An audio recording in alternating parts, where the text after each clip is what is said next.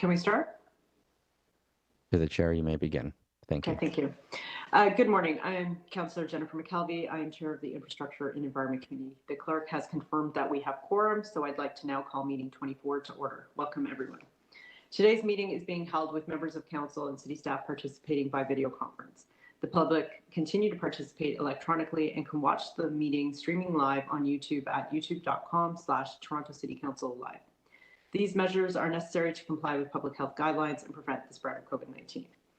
The city's staff have connected all registered speakers to the meeting by audio. The list of speakers can be viewed online by visiting the Infrastructure and Environment Committee page at toronto.ca/council and clicking the speakers box for today's meeting. I ask for everyone's patience if we experience any delays or technical problems during the meeting. Members, the city clerk has provided all agenda meeting material on toronto.ca/council and on CMP, the clerk's meeting portal. Clerk's IT staff may be able to, are available to help you remotely if you need help with your devices.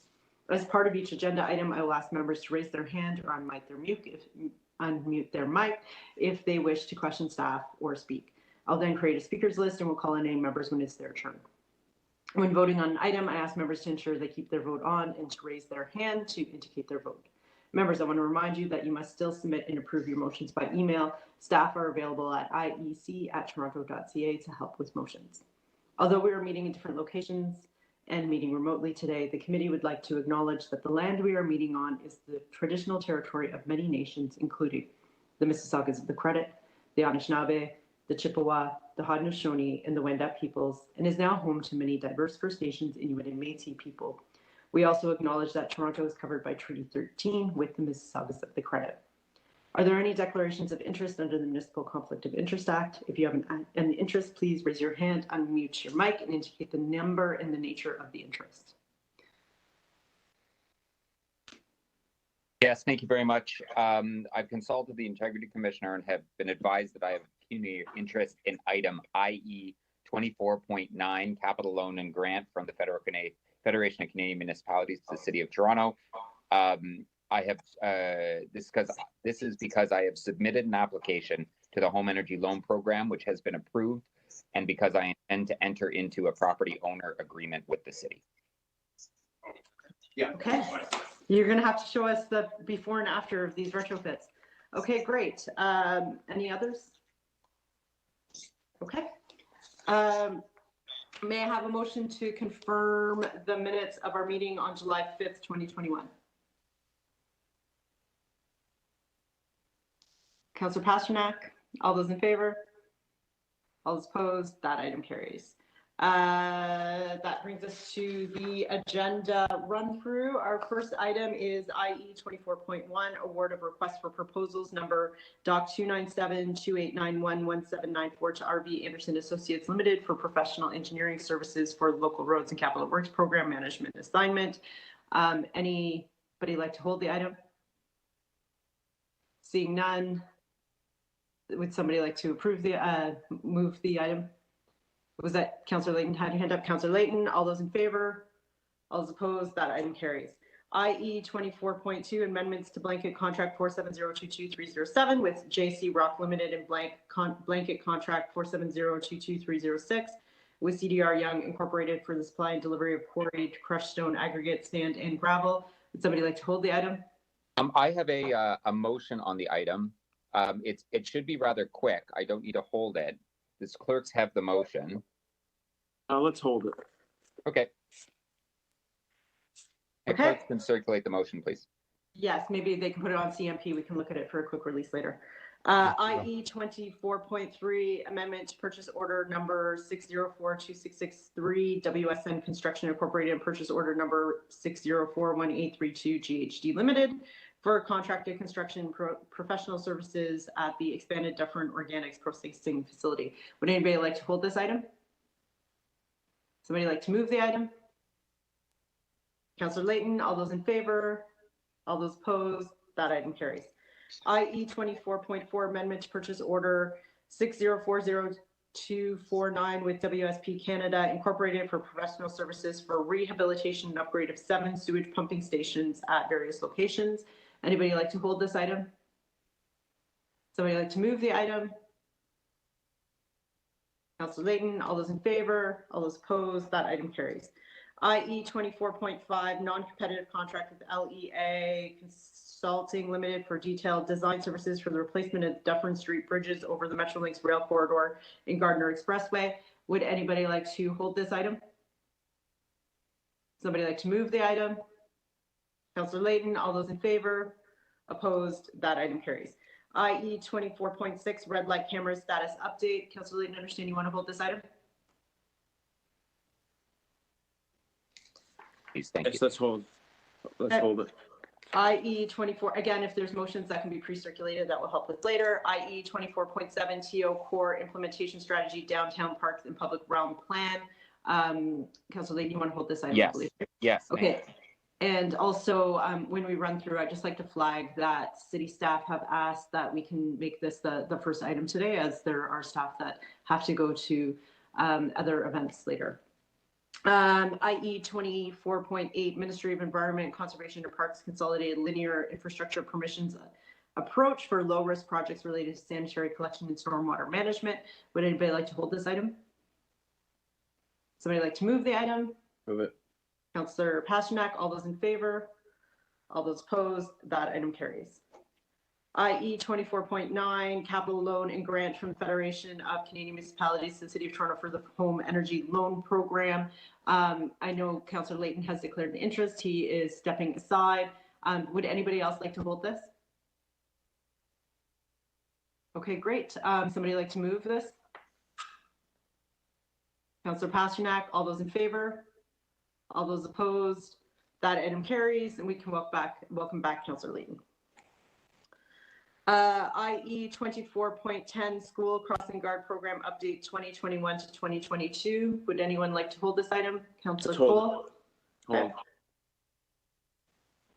IE 24.11, Blue Box Regulation that transitions the City of Toronto's Blue Bin Recycling Program to producers. I will hold as we have a speaker. IE 24.12, Sewers and Water Supply Bylaws 2020 Compliance and Enforcement Annual Report. Would anybody like to hold this item? Could I hold that for questions, please? IE 24.13, Lakeshore Boulevard East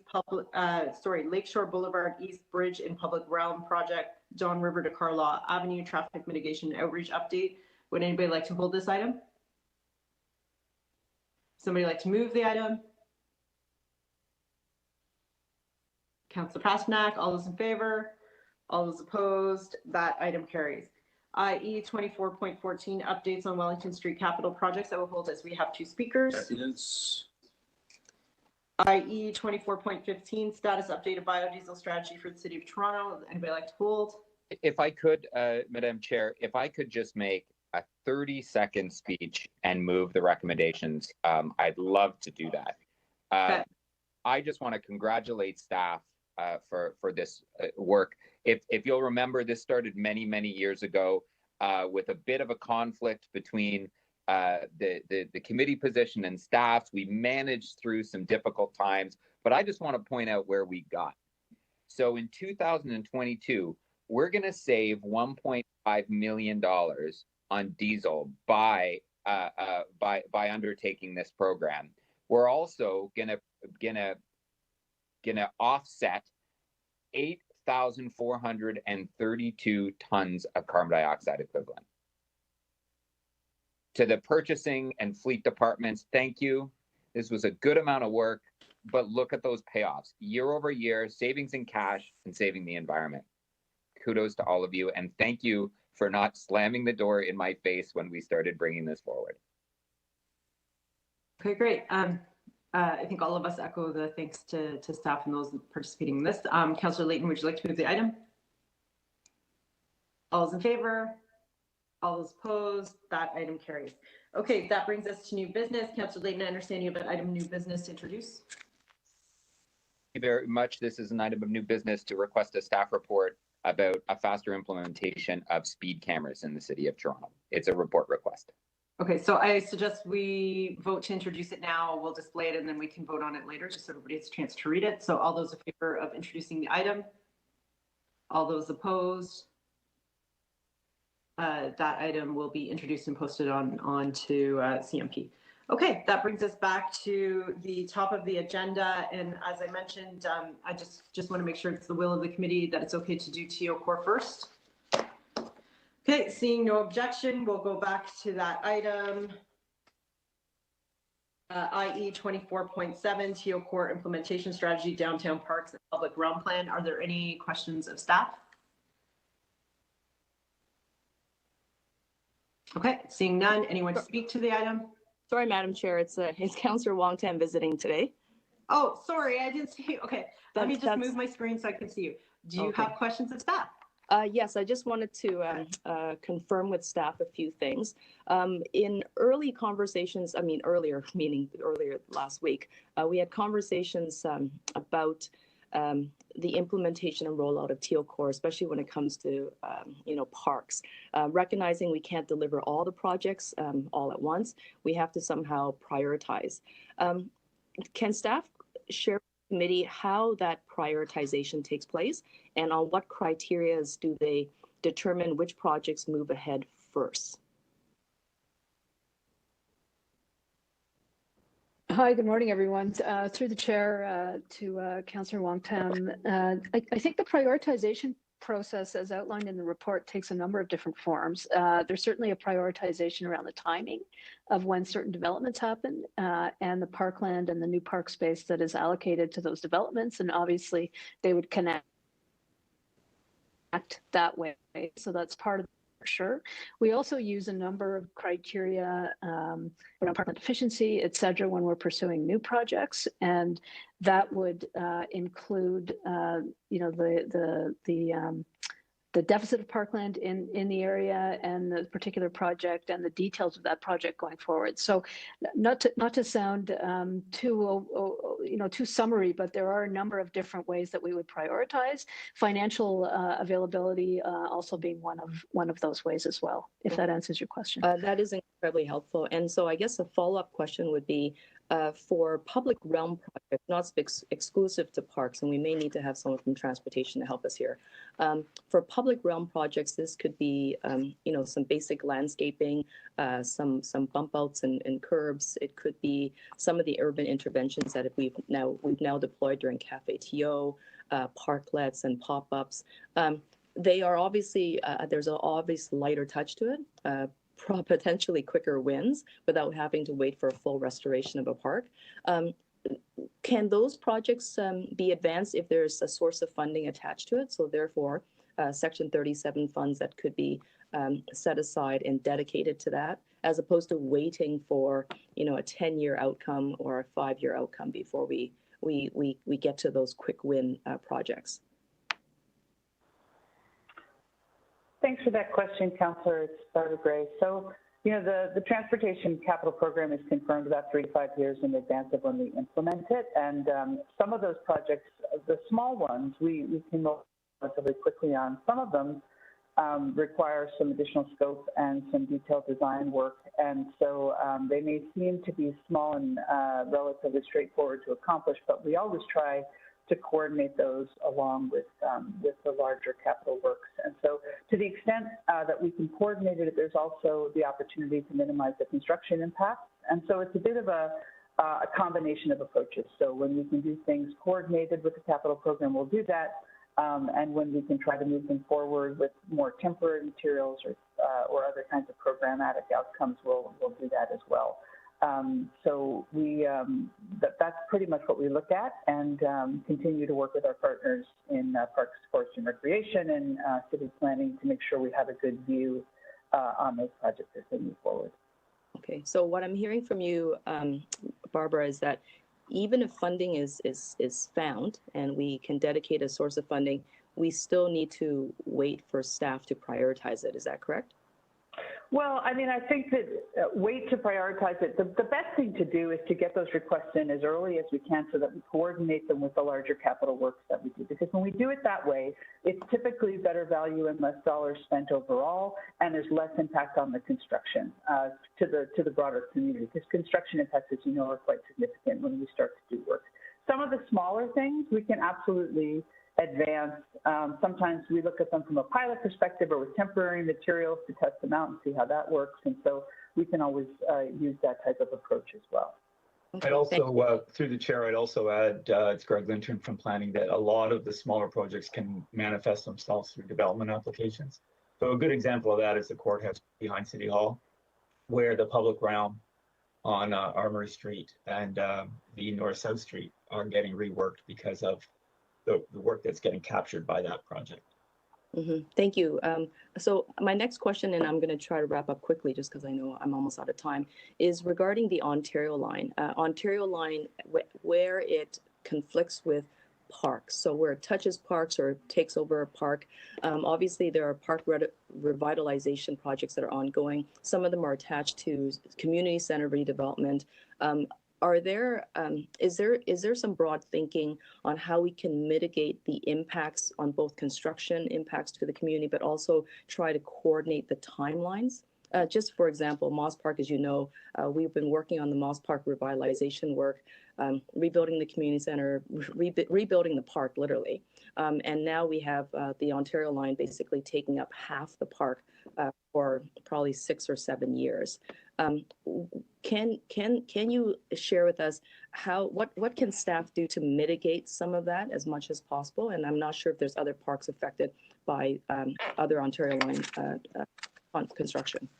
So through the chair, I'll start, and others may want to join and contribute. I'm not sure if anybody from the Transportation Expansion Office is available either. But to your point, Councillor, there are many parks that are being impacted by the construction of the Ontario line, and many large-scale capital projects as well. And I think from your description, we have our 10-year, our 20-year, and our 25-year plan, and now some of the Ontario line construction is impacting some of the timing of that and some of the plans that we originally had put forward.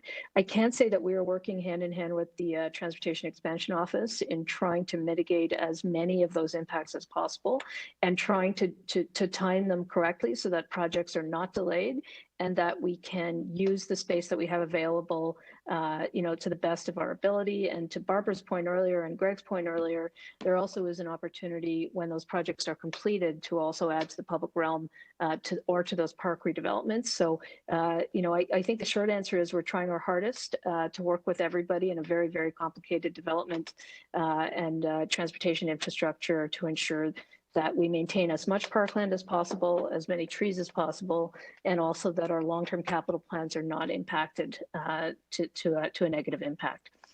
Okay, thank you very much. Thank you, Madam Chair. Deputy Mayor Minnan-Wong.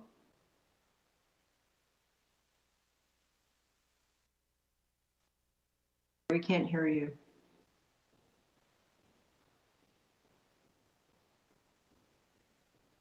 Deputy Mayor?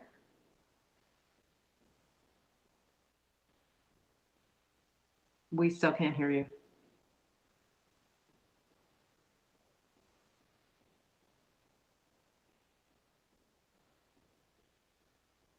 Can we have IT contact the Deputy Mayor?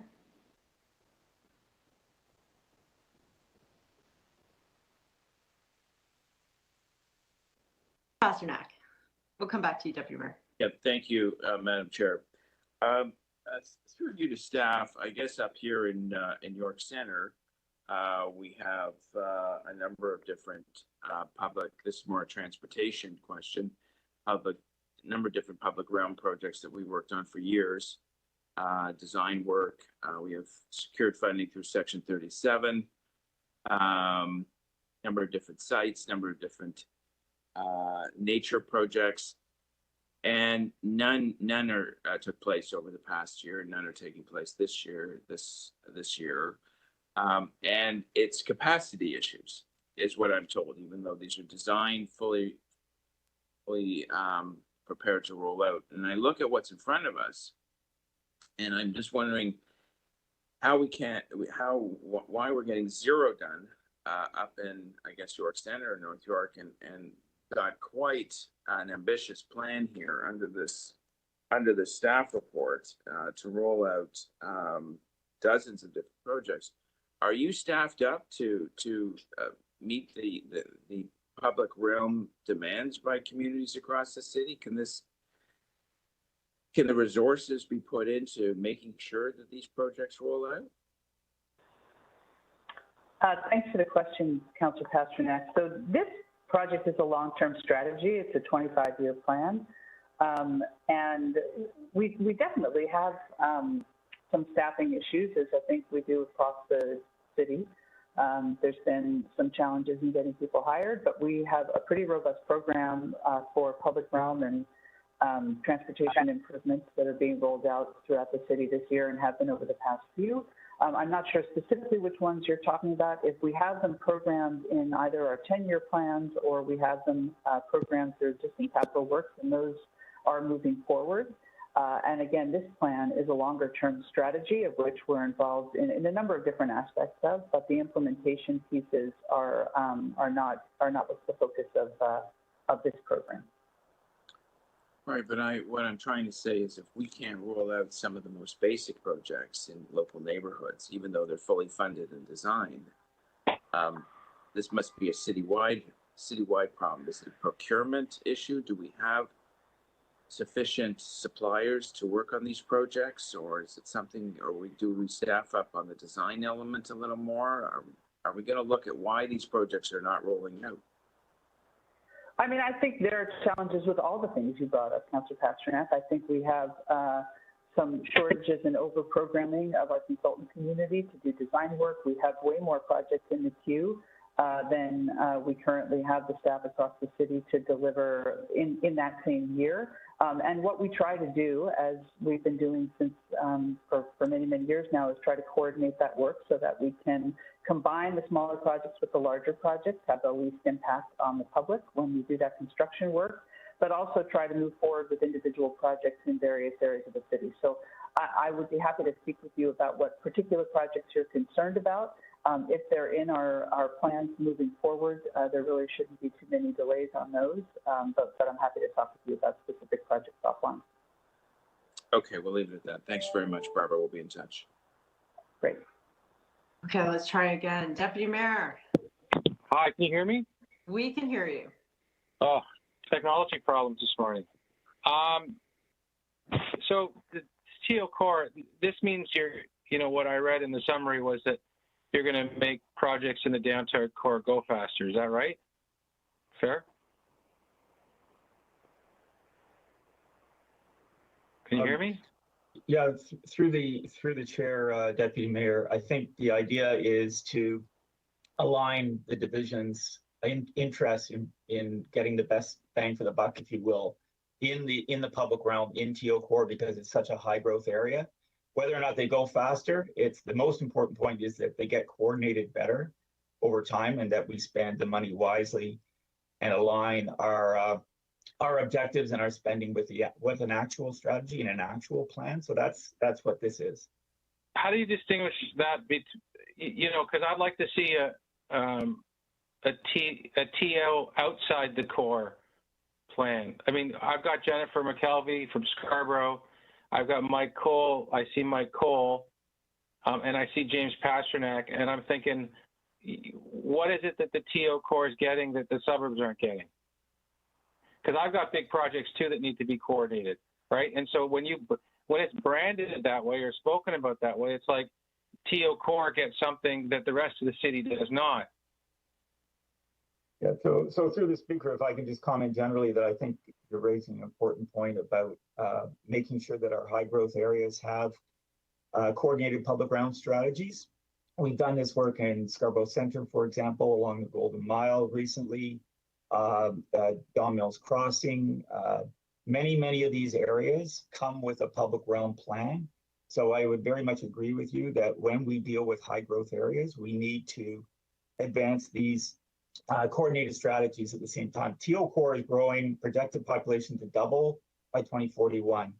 And we think when council approved the plan in 2019 or 2018, it was an important infrastructure strategy to support that growth. But we've done similar activities in other high growth areas, Etobicoke, North York Centre. It's a long list, Yonge and Eglinton.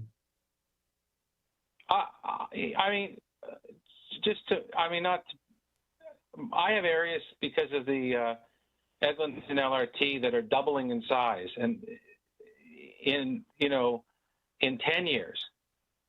And this idea that the core needs special treatment and other areas in the city do not, I don't accept. So are they, what approach are they getting that the rest of the city, especially along transit-oriented development? I mean, we were talking this yesterday at North York Community Council. Mike Cole made a speech about this too.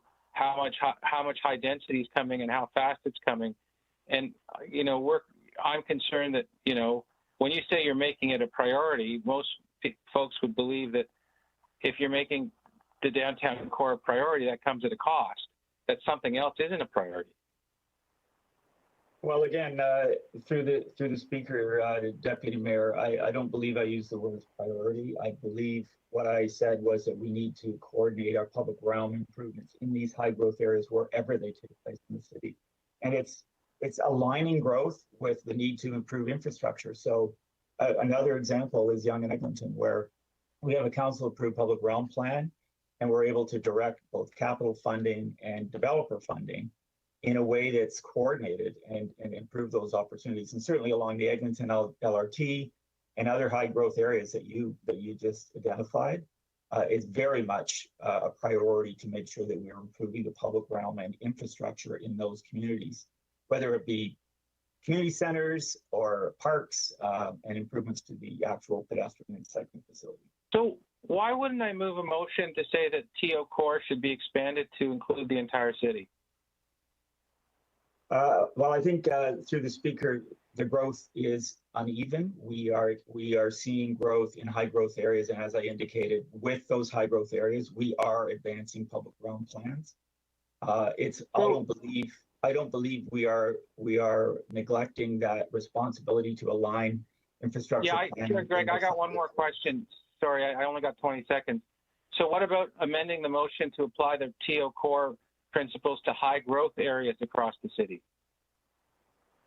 Well, off the top of my head, it's likely that we already are doing that in high growth areas. So that would be okay because you're already doing it. We'd just be putting an exclamation point on it. Well, again, Deputy Mayor, I'm not sure the exact wording and the nature of what you're speaking of. I'm just making a point on principle. Thank you. Okay, great. Additional questions to staff? Councillor Layton. Well, the Deputy Mayor may want to be careful what he wishes for because the provincial government lifted all caps on building heights in TO Core because it's also a secondary plan. So could I ask some questions about the Great Streets piece of this? I don't know if this would be to transportation or to planning, but we've started evaluating the potential for the Great Streets. What's the timeline for that? Can we talk about sort of what will happen in the next 12 months, 24 months, 5 years? Through the chair, maybe I can start, Councillor Layton, and others can supplement, but the Great Streets is a vision in the plan for identifying where to focus pedestrian improvements, public realm improvements in a network kind of way that really supports a real meaningful structural improvement to the public domain downtown and aligns that with even within TO Core, there are higher growth areas, and some of our major public streets, such as Bloor and University and others, get that kind of highlighted emphasis in the vision plan. And then again, when development takes place or when capital planning takes place on those streets, there's an overall approach to make sure that we've accentuated the effort on those streets and bring them together as a bigger idea. I don't know, Barbara or Jacqueline or Christina, if you want to supplement my comments. So there's no capital budget associated with this, though, as of yet, correct? Well, it depends on through the chair, Councillor Layton, it depends on the corridor. So the Great Streets Plan, as you know, is a longer term vision, but the next 5 years we have a number of projects that are included that actually do have capital budget and are working their way through the process. So We've got the university feasibility study. We've got the Yonge Street EA implementation. That definitely has a capital budget and a process that's moving forward for implementation. The Bloor Street active transportation has capital to it. We are working on making the improvements along King Street permanent. So there's a number of component pieces. I think the Great Streets piece is how you look at where those significant corridors are that you really want to focus your attention. It's a longer term strategy.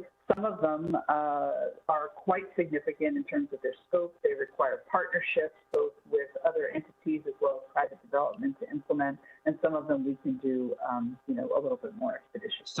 So just to characterize this, Great Streets is a vision. How we actually get there is through more traditional means, like when we're resurfacing roads, or when Toronto Water is going in to undertake some water main work, or when, for example, developers are coming in and we start trying to build the public domain, the public realm that we've outlined in these grander plans. But it's not that Great Streets, the university is going to get an additional infusion of money because it's in TO Core classified as a Great Street. That's not the way it's being rolled out. Yeah, hi. No. Hi, Ted. Councillor Perruzza, Councillor you're not muted. Pasternak, Good, how are you? Councillor Pasternak, you got to mute. Say hi to Ted for me. That was Councillor Perruzza. Perruzza, what did I say? Pasternak? Yeah. I'm sorry, Councillor Pasternak. Councillor Layton, through the chair to Councillor Layton, the first part of your response is right on target, that we're always working to coordinate, and when there are major capital works like major road reconstruction or water main work, having these visions in place gives us the opportunity to design early, coordinate the work, maximize the investment, and also minimize the construction impact. Now, could we categorize some of the work on the Golden Mile as sort of similar to this approach? It's a secondary plan and it's got a public realm component, correct? Yes, that's correct. And in Etobicoke, South Etobicoke has a secondary plan that also includes public realm elements that are likely coordinated. That would be a similar sort of approach. Yes, again, where we have high growth areas, the various city centers, Humber Bay Shores, others, it's very much a pattern that we've actually stepped up in the last couple of years to make sure that we're bringing along infrastructure planning and public realm planning alongside the growth planning.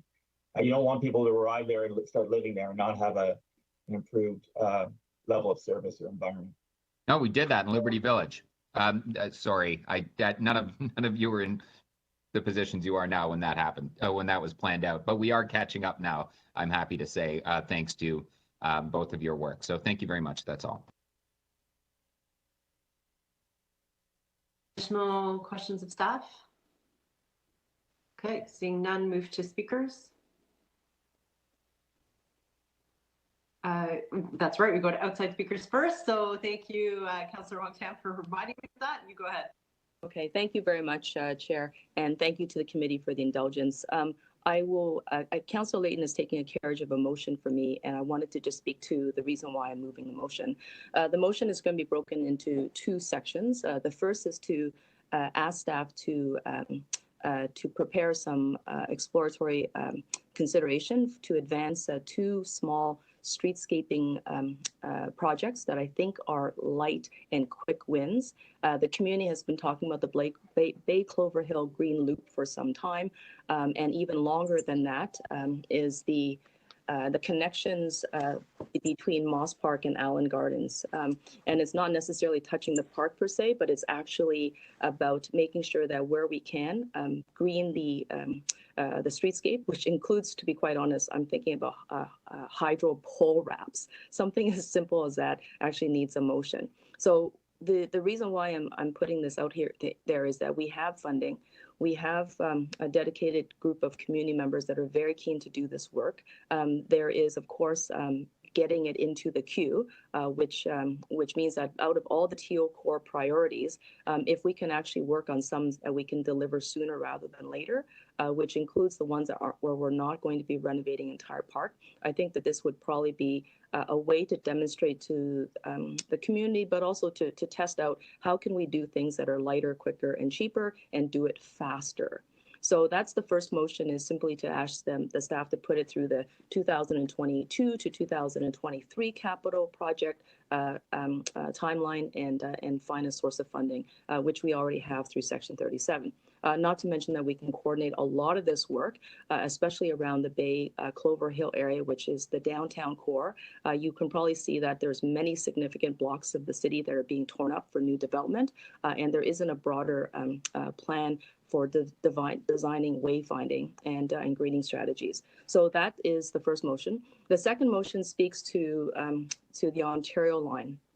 And so the staff have confirmed that the Ontario line will be obviously disruptive. It's going to touch many different parks in the city. And these parks, of course, especially in the downtown core, noted by TO Core, our secondary plan, is that it is generally parkland deficient. We're growing rapidly, and any time that we can preserve and hold on to our existing park, even if they're not in great shape, and even if they have had a pretty rough use of summer, whether it's through the encampments or perhaps just the large congregation of people as they find outdoor relief because they don't have a backyard or a front yard. I'm one of those individuals. We will be able to take care of the parks as much as we can so that people can have access.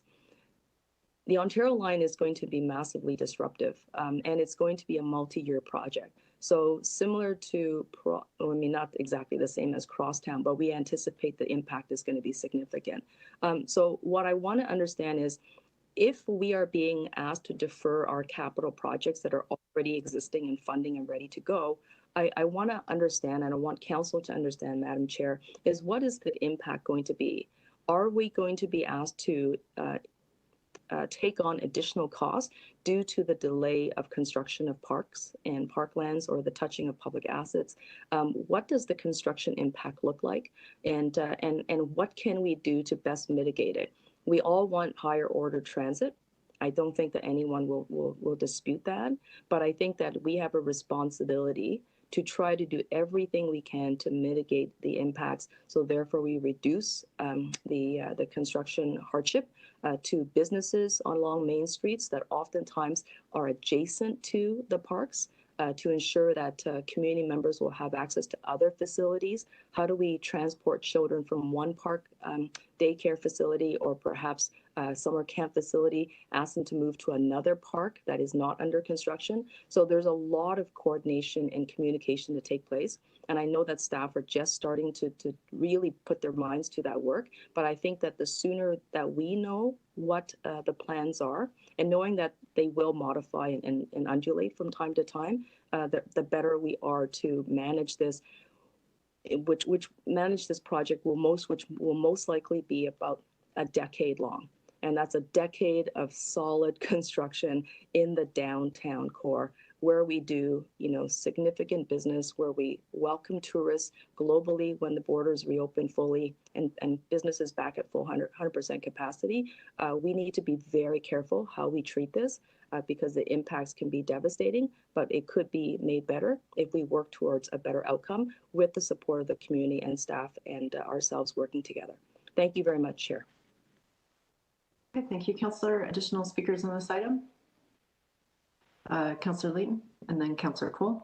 Yes, thank you very much. I'm happy to move the items on behalf of Councillor Wong-Tam. I also have an additional item, if clerks could put it on the screen, and that's to request the General Manager of Transportation Services to consider, as part of their work on Great Streets, safety improvements north of Bloor on Avenue Road and on Queen's Park Boulevard.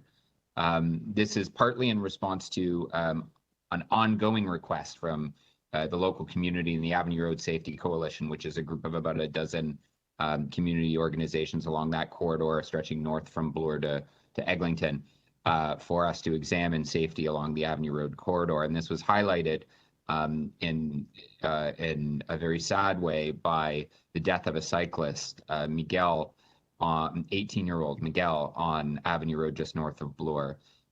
So I think I'm sure many of you have driven it before. It's quite a fast road for the downtown core. And given the number of towers that are going in Yorkville and up the Avenue Road corridor, including along Davenport, we do need to look at ways at making the street safer. They installed some railings, and I always thought it was about keeping cars out, but I'm told that they would do very little if a car went into those railings, and those individuals or any pedestrians along that stretch of a very narrow sidewalk, only about 1.5 meters at most places, would be put in harm's way. And in fact, they're there to keep pedestrians from spilling out on the street because of the narrow sidewalks. Like, that's a pretty sad state of affairs when you have a major city going through a residential neighborhood down to the downtown core, that you have to have railings to keep pedestrians from falling into the road because you don't have enough sidewalk space. So there have been plans. We had a meeting last night with about 150 people that was put on by the community, introducing a set of proposals that could help improve safety along the corridor. And through this motion, all I want to do is make sure that as we're considering University Avenue, that I know the University Park proposal is looking at some pretty major changes on the road, that we make sure that we're giving similar attention north of Bloor, and more importantly, that the two plans are talking to one another. The last thing we would want is two plans that just didn't make sense to when put back together. So I would look for your support. Thank staff for their attention. This is a long-term implementation of a very enormous master plan. It's not simply about trying to fast-track projects in the downtown core. I know it may seem like that on its face, but what it is trying to make sure that we take a coordinated strategy as the downtown core grows. It's sad that the provincial government decided to scrap our maximums on heights, and we are already seeing buildings that were proposed in the mid-rise areas pushing up to the high-rise, much higher than intended along parts of the corridor, parts of the major corridors. We're also seeing developers just come in to say your maximums are gone. I'm going for whatever I can bloody well build, and we're having to go to the board a whole lot more than we used to because developers think it's open season and they can put a tall building on a postage stamp anywhere they want in the downtown core. So it's very sad that the provincial government decided to redline all of our maximums, and we were meeting all growth targets. They decided just to say, nope, we're going to give an exception to every developer as they come in. And we're certainly seeing that now. Thank you. Okay, thank you, Councillor Layton. Others to speak? Sorry, I'd already said Councillor Colle. So Councillor Colle and then the Deputy Mayor. Yes, thank you, Madam Chair. I'm hoping that the Deputy Mayor Min Wong will introduce the motion in regards to extending this comprehensive plan throughout the city beyond the downtown core.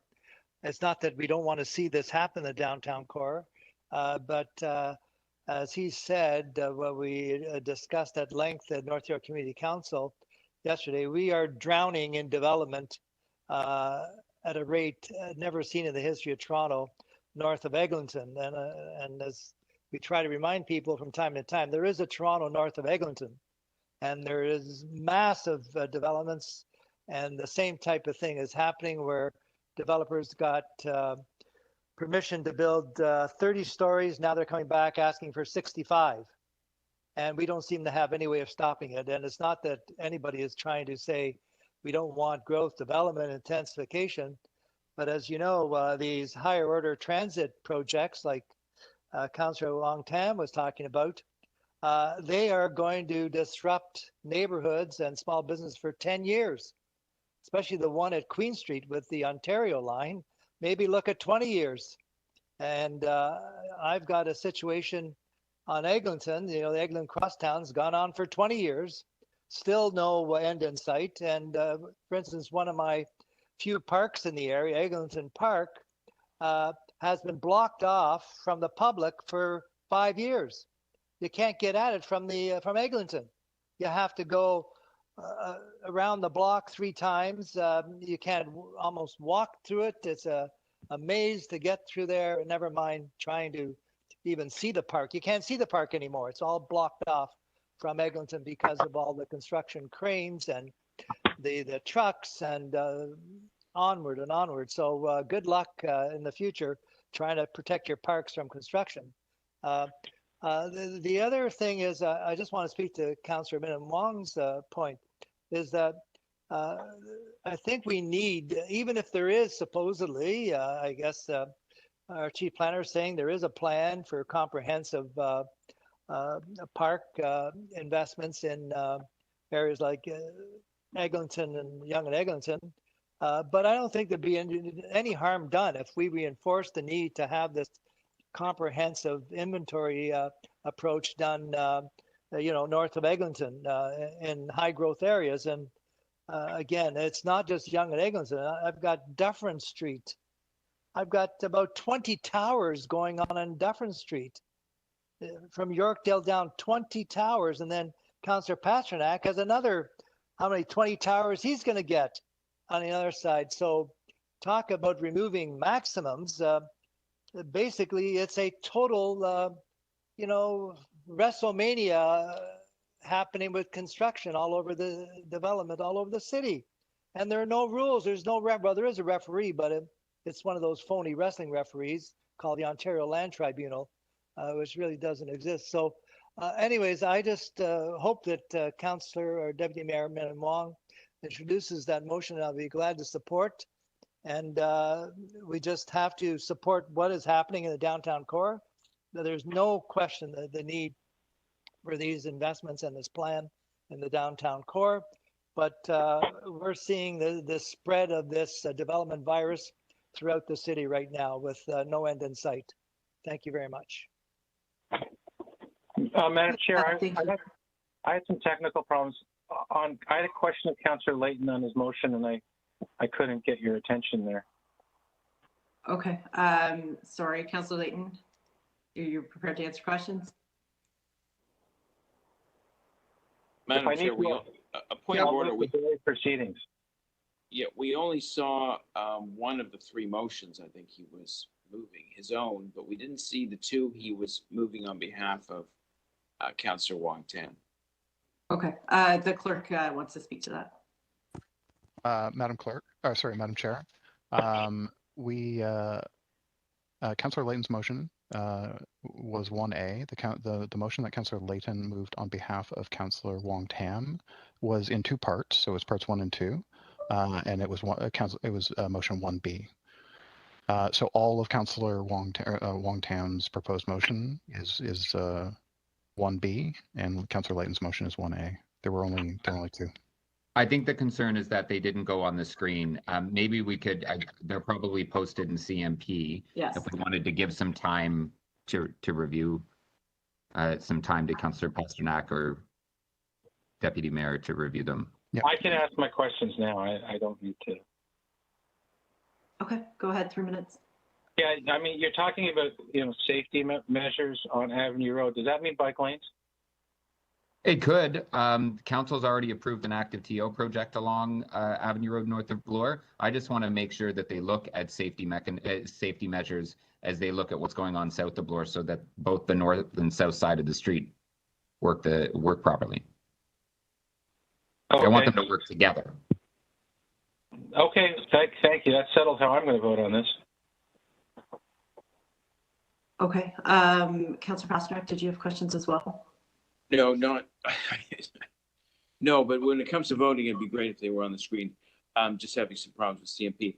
I would just like to speak. Okay, I had the deputy mayor flagged first. Okay, sure.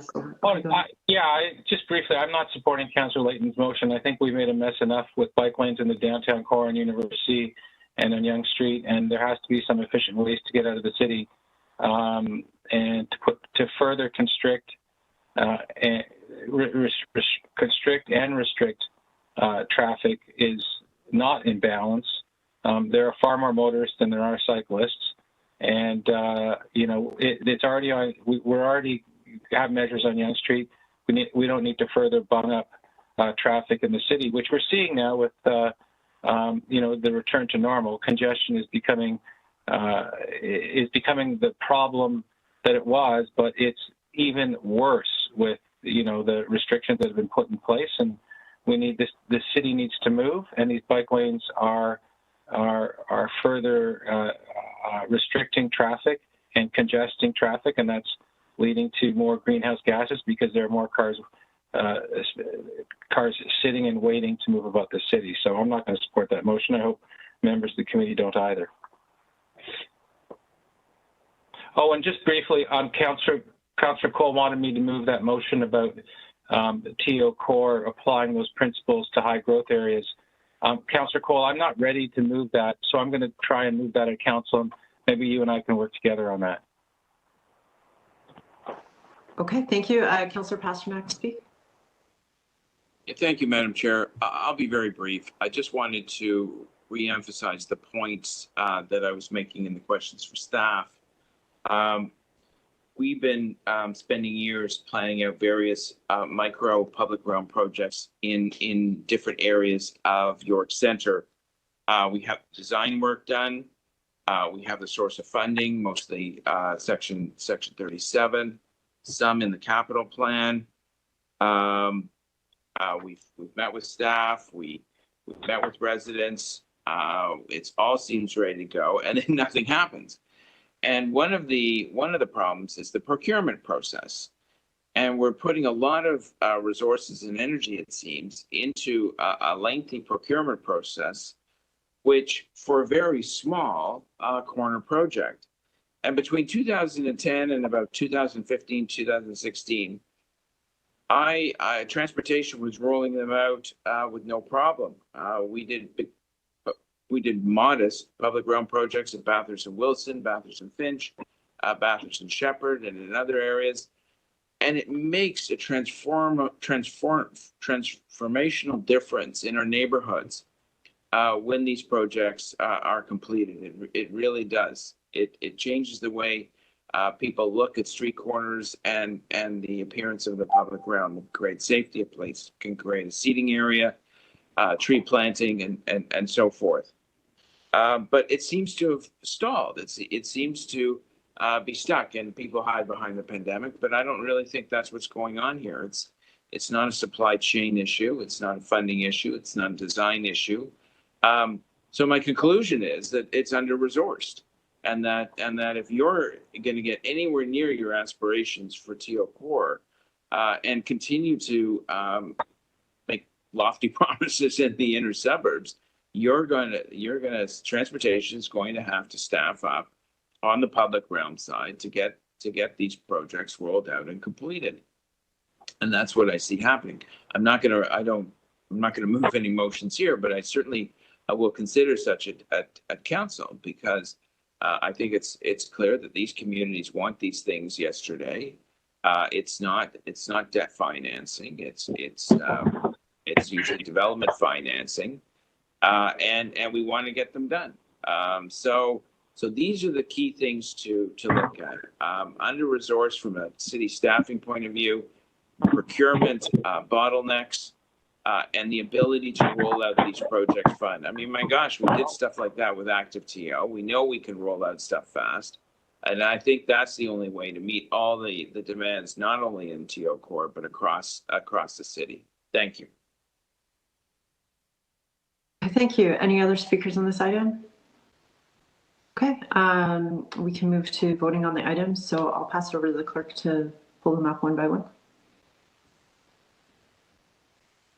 Okay, we're putting up Councillor Layton's motion 1A, displaying this now.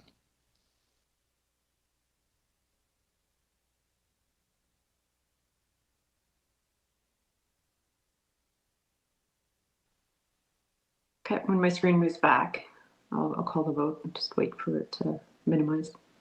Okay, I can see people. All those in favor? All those opposed? Okay, that item carries. The next motion.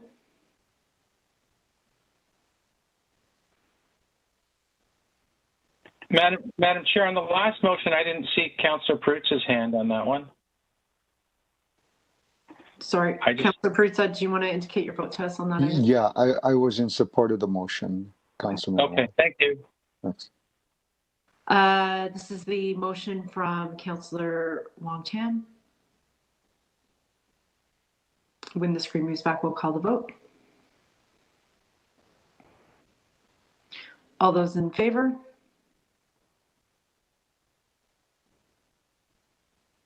All those opposed? Okay, that item carries. Move to the item as amended. All those in favor? All those opposed? That item carries. That, we'll just take a quick pause. I know Councillor Cole has an item to introduce that he feels is urgent. So maybe we can just vote on introducing the item. It would then be introduced onto the CMP so everybody can take the time to read that. So Councillor Cole, would you like to just introduce your item? You don't need to speak to it yet. You can speak to it later, but this just lets us This is put an it up. urgent public safety issue I'm having with Caledonia Park that needs urgent coordination from our Parks Department and some urgent action. So hopefully we can introduce this as urgent business. Okay, all those in favor? Sorry, we're just displaying the letter, Madam Clerk, or Chair. Okay.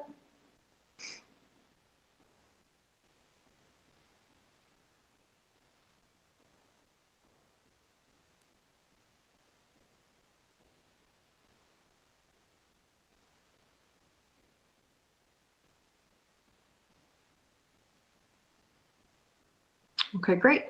So again, this is the vote to introduce it. All those in favor of introducing? All those opposed? Okay, that item will be displayed on CMP. That brings us back to our regularly scheduled meeting. The next item is IE 24.2, amendments to blanket contract with JC Rock Limited and CDR Incorporated for quarried crushed stone aggregate sand and gravel. Are there questions of staff?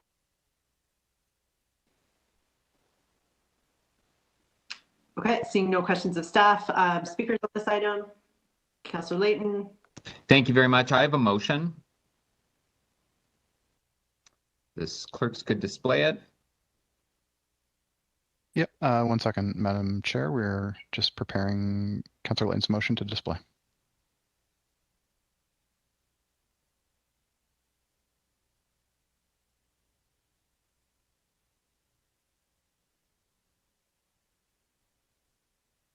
That we request the Chief Procurement Officer, Purchasing and Materials Management, in coordination with other city divisions and stakeholders, to report back to the Infrastructure and Environment Committee in the second quarter of 2022 on a strategy to ensure the city is procuring sustainably sourced and recycled aggregate wherever possible in all its procurement contracts.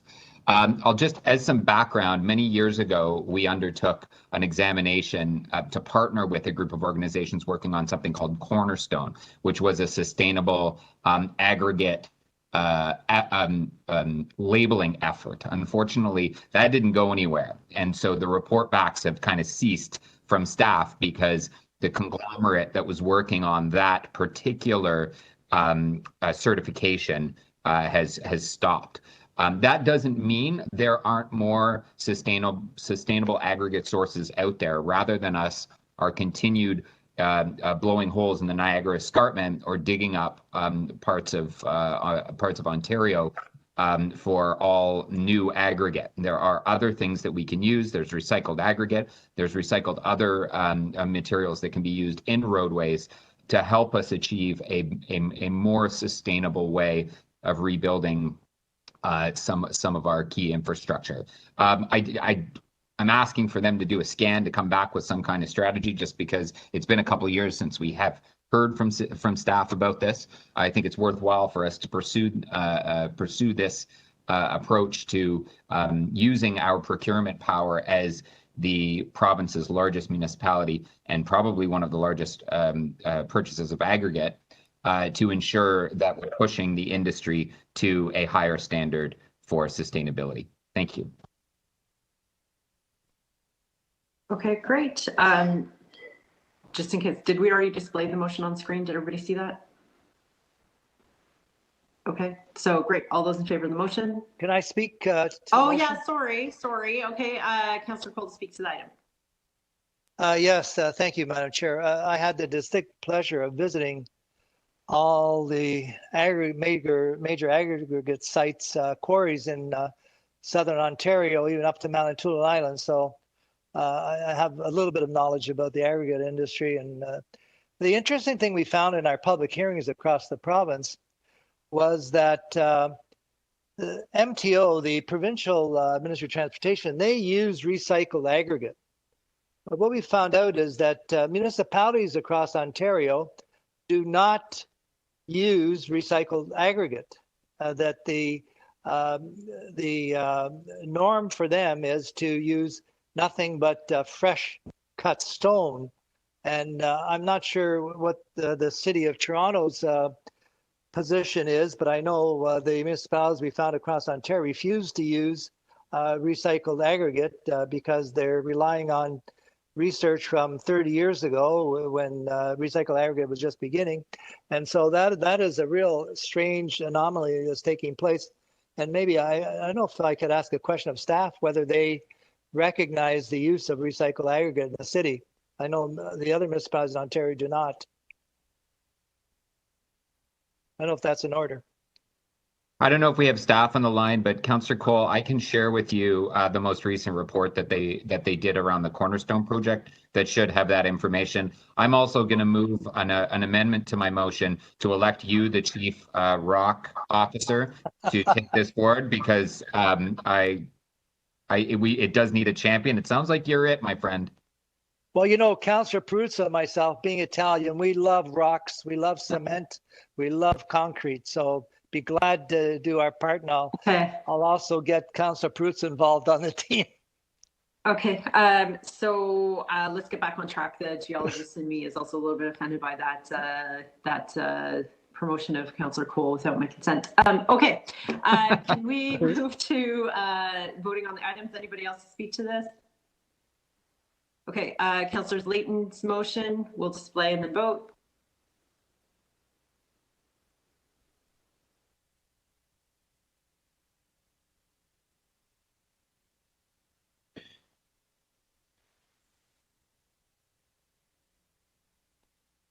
Okay, as soon as the screen changes back.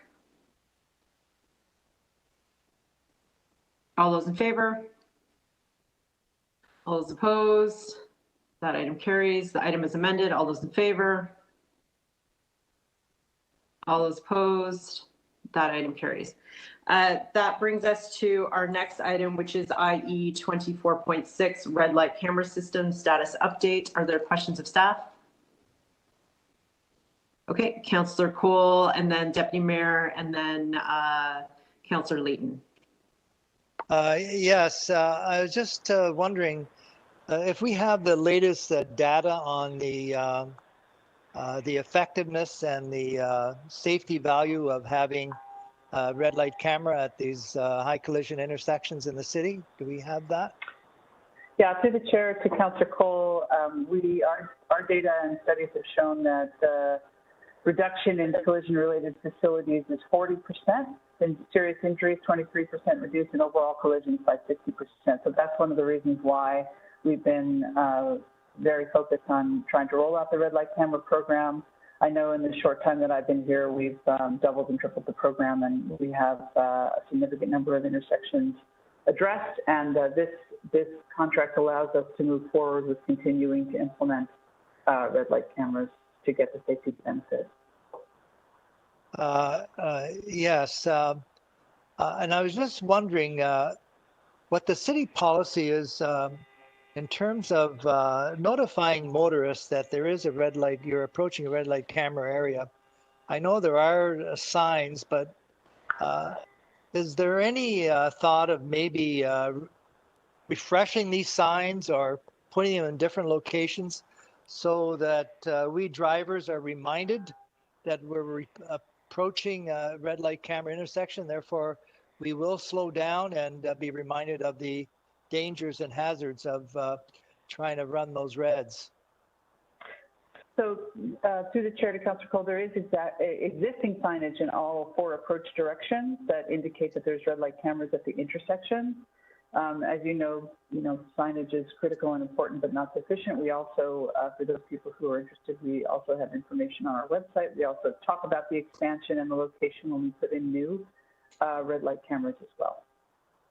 But isn't it advisable that perhaps, again, just a little bit of a change in design or an added sticker or something, or a change of a sign to a different location nearby so that we'll catch it? Because as you know, full well we've been told that we can't proliferate the intersection with signs, and because people tune off totally.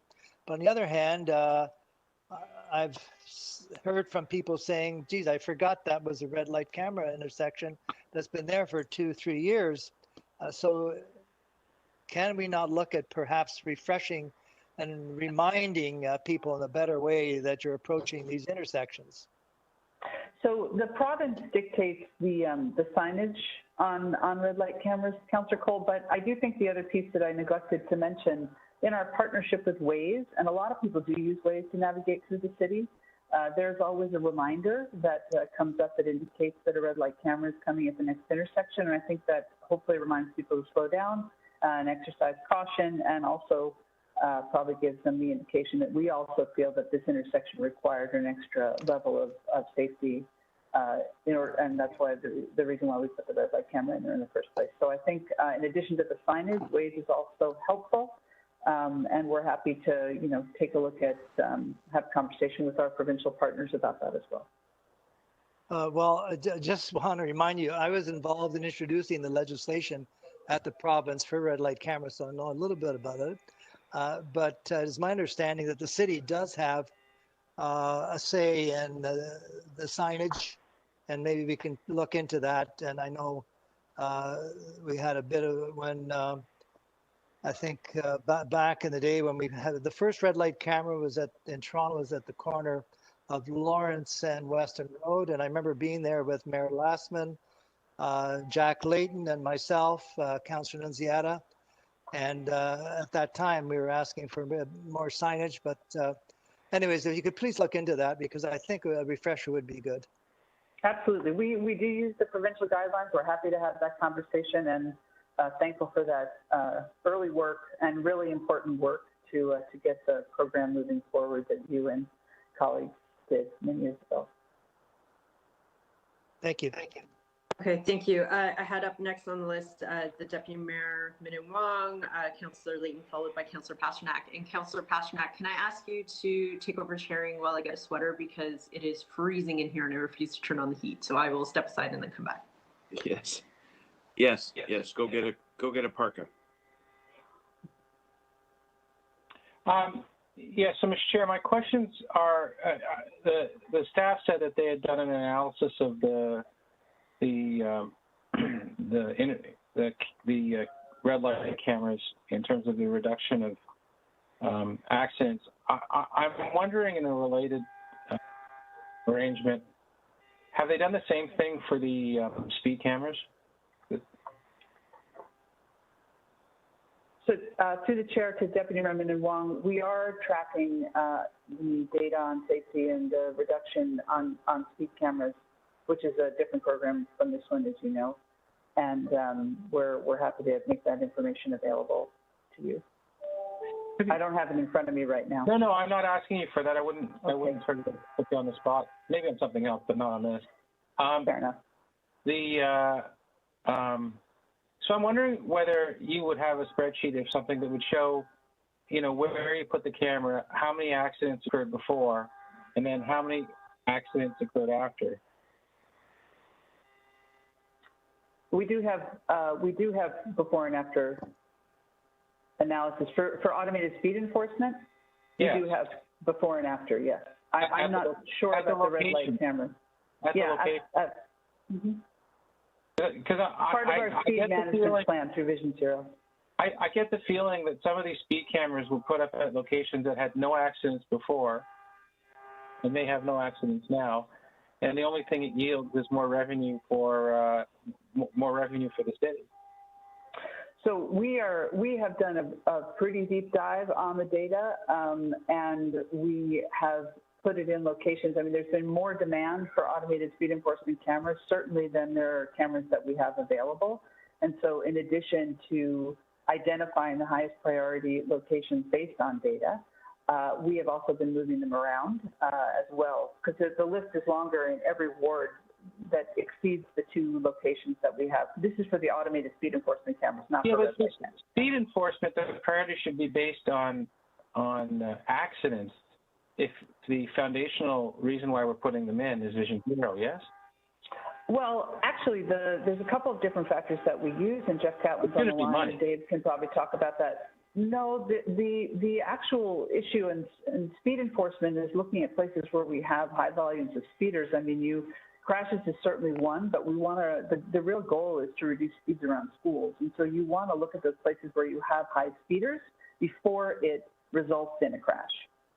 So certainly if there's a fatality or a serious injury in the location, that's going to sort of increase the importance of that speed camera at that location. Certainly that's part of it, but also where we see patterns of high speed, and we do know where those locations are, is one of the reasons why we would put a camera in there. So what you're saying is there could be high speeds but no accidents, and you put them in to lower the speed, notwithstanding the fact that Vision Zero's purpose is to actually stop accidents. Well, what we know from our speed management plan is that speed is a critical factor in fatalities and serious injuries. So reducing speed has an overall impact of reducing serious injuries and fatalities. So speed is really the challenge. What happens if there's a road that has high speed but no accident? It depends. If it's near a school, we don't want an accident to occur or a crash to occur there. And so it might be that if it's near a school and we have patterns of high speeds, we would put in a speed camera to reduce the likelihood of tragedy happening at that location. All right. Mr. Chairman, thank you for letting me ask questions.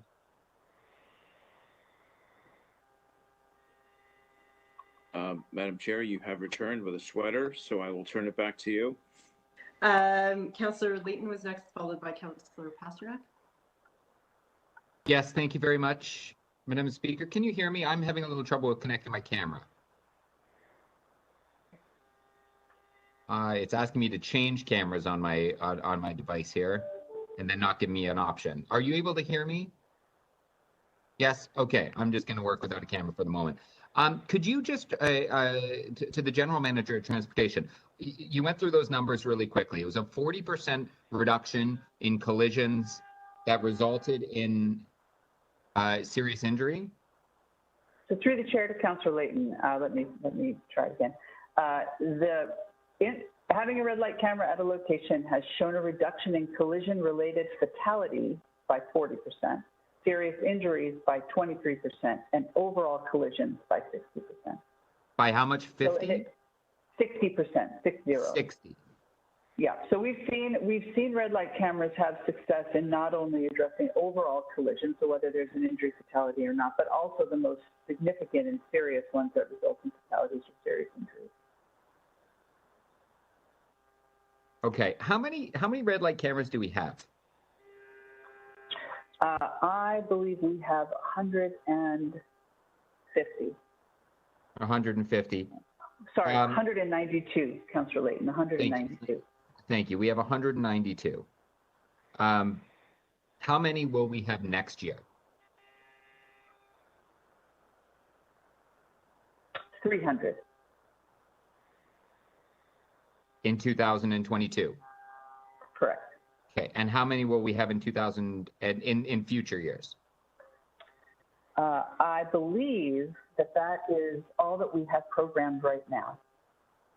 When the last time the council doubled the number of cameras, we went from 150 to 300, and that is what the contract that we currently have is to implement. And how many requests for locations do we have?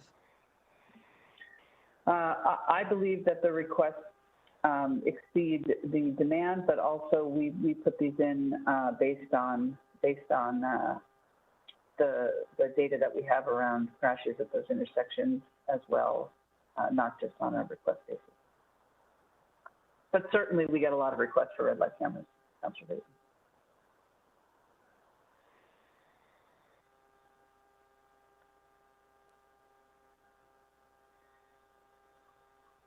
Councillor Layton, were you asking a follow-up or are you done? We can't hear you right now.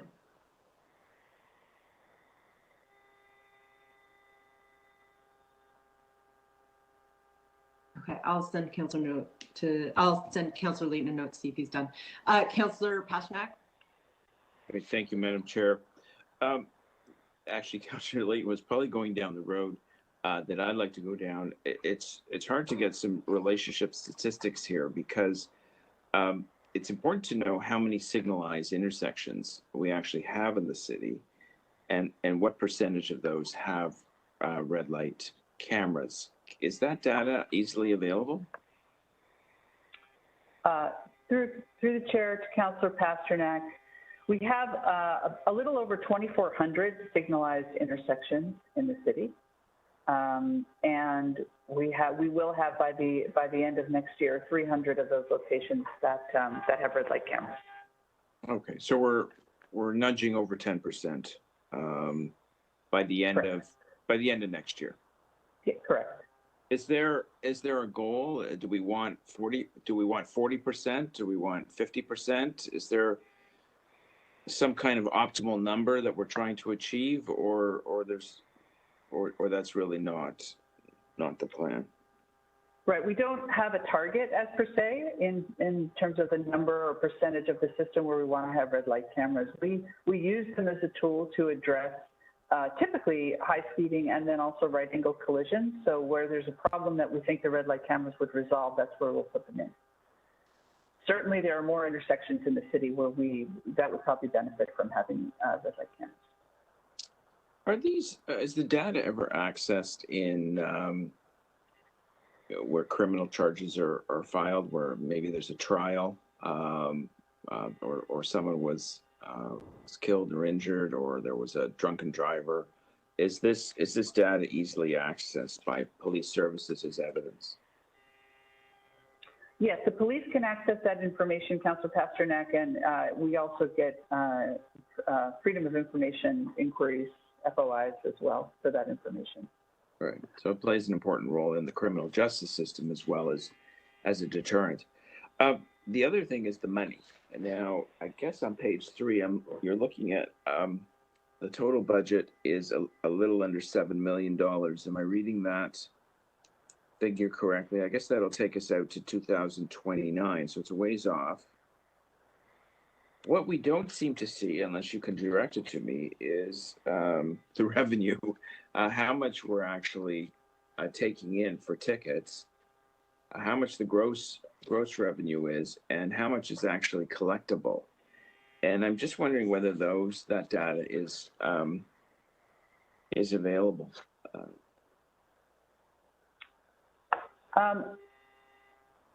Certainly, if you just give me 1 minute, Councillor Pasternak. I don't have that information right at hand. Certainly, we work closely with the police. We work with court services and our own revenue folks. And the report that's actually collected that talks about the revenue that we receive from red light cameras comes from the Ministry of the Attorney General. And ultimately, I believe, and maybe Dave has a more crisp answer to this, because I know we have short time, but that revenue is not, I don't believe all comes back to the city. Dave, you have a better answer for Councillor Pasternak? Sure, through the chair. Just for the information of committee, it's about $325 per ticket, and some of that gets remitted to the province. But we don't have the figure in front of us in terms of how much revenue it brings in at the moment. But we can certainly get back to you on that. Maybe a supplementary report, just a one-pager for council. The other thing is we can issue these tickets, and we've seen in the past collecting is not so easy. Do we have the tools we need to collect? Well, I'm glad you brought that up, Councillor Pasternak. Certainly, we work very closely with our colleagues at Court Services, and as you know, they process that information. We also, and Susan is on the line, so she can respond to that.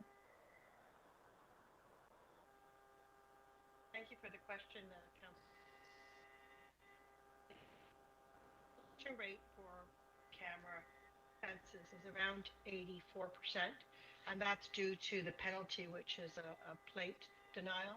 So we work with our partners at the Ministry of Transportation to have those fines collected when people read. And also, revenue projections into 2022 will be approximately $30 million, and that's based on the charge volumes. And of course, we have seen some impact of COVID in 2021. But those are what we're projecting based on the data provided. Right. Okay. I see I'm out of time. I'll leave the rest of my questions for council. Thank you very much. Thank you, Councillor Pasternak. I know that Councillor Layton tried to connect with another line. I think he was at 3 minutes. Is he connected again? I am. I'm back on my phone because my desktop decided to do a whole refresh. I don't have any more questions, but I didn't get I didn't hear the answer to the last question about the number of requests for new locations, if we have a metric for that. Through the chair to Councillor Layton, we certainly get requests for red light cameras. We get them weekly, actually. We don't actually put in the cameras based on request. It often it initiates an investigation about the data at that intersection, so speeds, right angle collisions, the types of crashes that can be made better by the tool of a red light camera.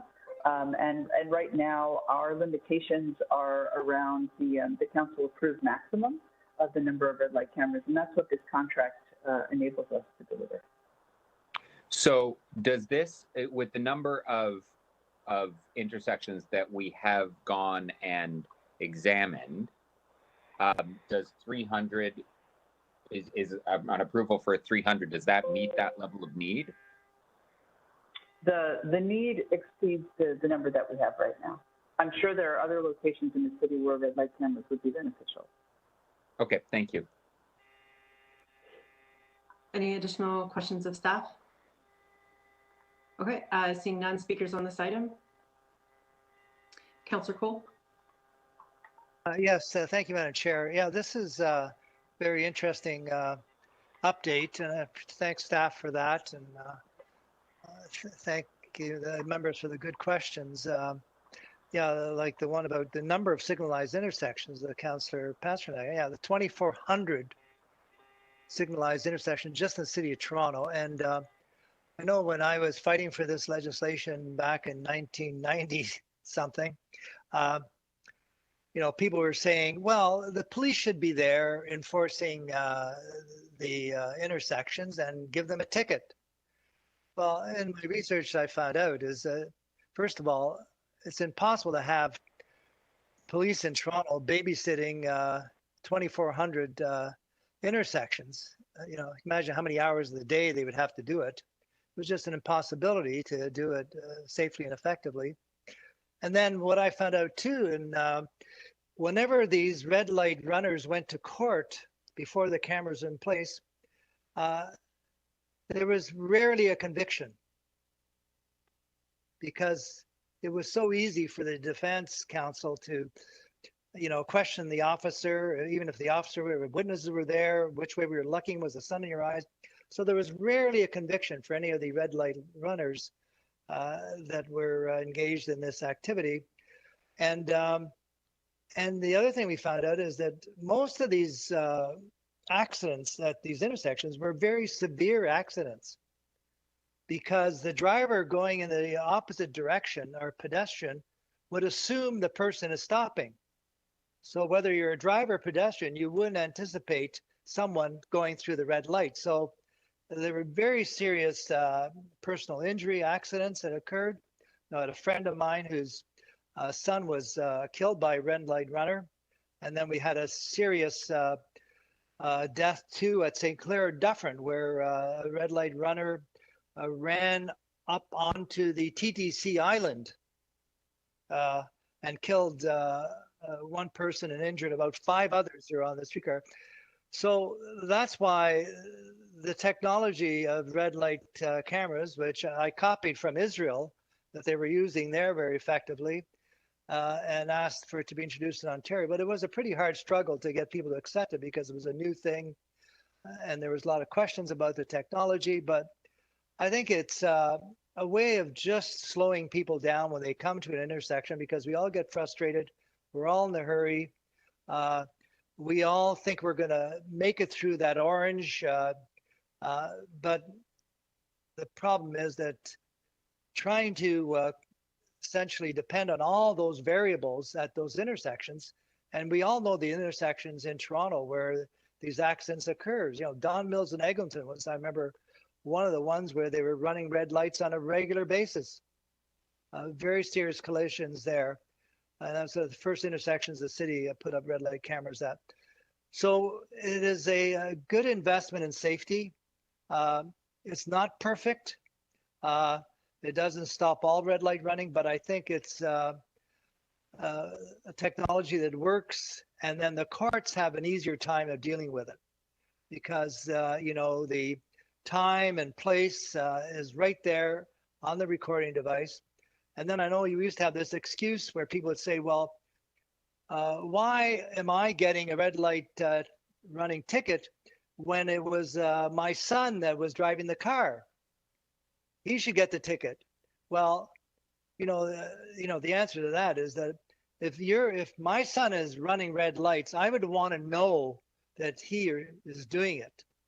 And that's no excuse that it's some other driver with my car is running it. So if whether it's your son or your cousin Louis that is using your car and running red lights, I certainly would want to know as the driver, as the owner of the vehicle, that that is happening. So I want to commend staff for the update on this. And it's something that we got to continue to work on. And I hope in the future that I do think it's important to remind drivers of the red light camera intersections. Because as I said, sometimes I think over time we get accustomed to them being there. We sort of, I don't know, subconsciously we turn off to the signs. So I would hope they would refresh some of these signs and just remind us all to just slow down as we approach intersections. Thank you. Thank you, Councillor Cole. Other speakers, Councillor Layton. Yes, thank you very much. I have a motion.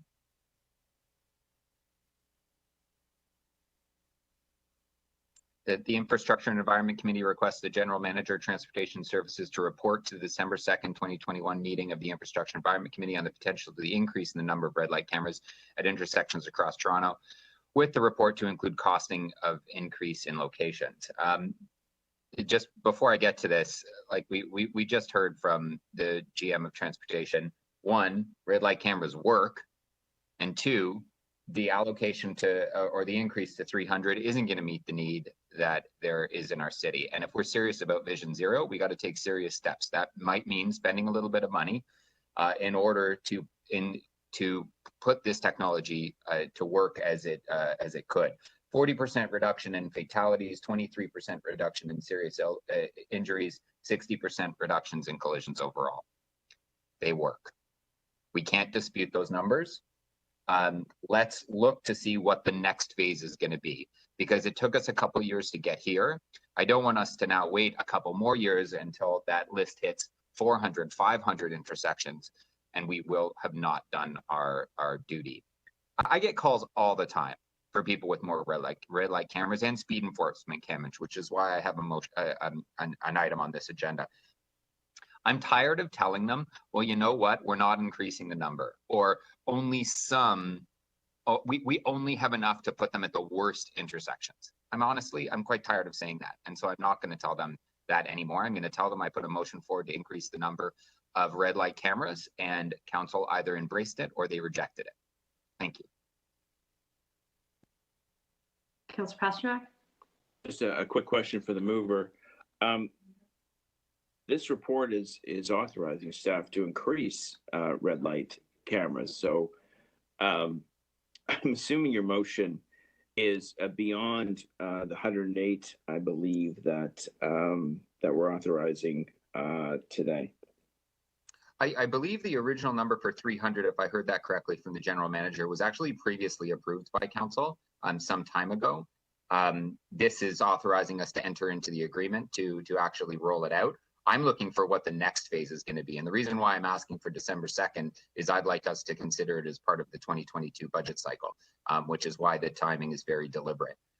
So yes, it is in addition to the 300, not to hold that process and then bring back another plan.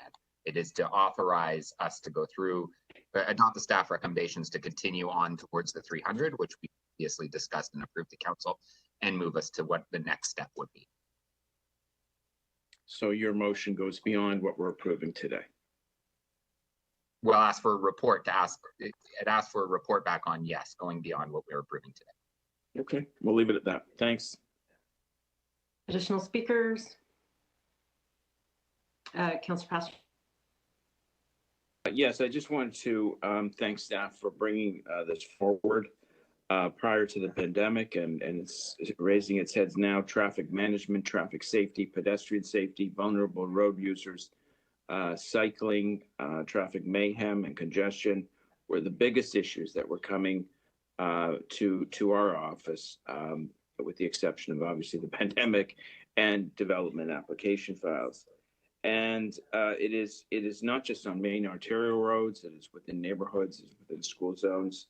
It is perhaps one of the big challenges facing the school, the city, sorry, and our schools. You know, issues that we have to look at is really looking at the data and making sure that what we do gets results, whether it's deterrence, whether it's evidence for the criminal justice system, and whether it's an ability to make our intersections safety, because intersections are not just for cars, they're for pedestrians, they're for cyclists, and of course many people who maybe seniors or disabled need more time to cross these intersections, and people running red lights puts those and everyone at risk. I think the challenges that some of the things we'll probably look at a little more closely at council is making sure that we have the tools to be able to collect, because when it came to some elements of the Highway Traffic Act and collecting on tickets, the collection rate was very slow and low. Certainly, if we're collecting $30 million, then we have to see if the 84% collection rate is correct and we're collecting $30 million, then that creates a surplus in the program where we can roll this out to a greater degree. I guess one of the loopholes that Councillor Cole touched on is many of the people going through these intersections and violating the rules of the road and going through the red lights are not the registered owners of the car. So the registered owner of the car pays the penalty, but they're certainly not the culprit. And I'm just curious to know how often in court these cases are dismissed because of a dispute over who was behind the wheel. But I would agree that this seems to be a program that's working. It seems to be a program that's cost effective. Seems to be a program that's saving lives and preventing collisions, and it deserves our support. Thank you very much. Okay, thank you, Councillor Pasternak. Any additional speakers on this item? Okay, we can move to the votes and display Councillor Layton's motion first.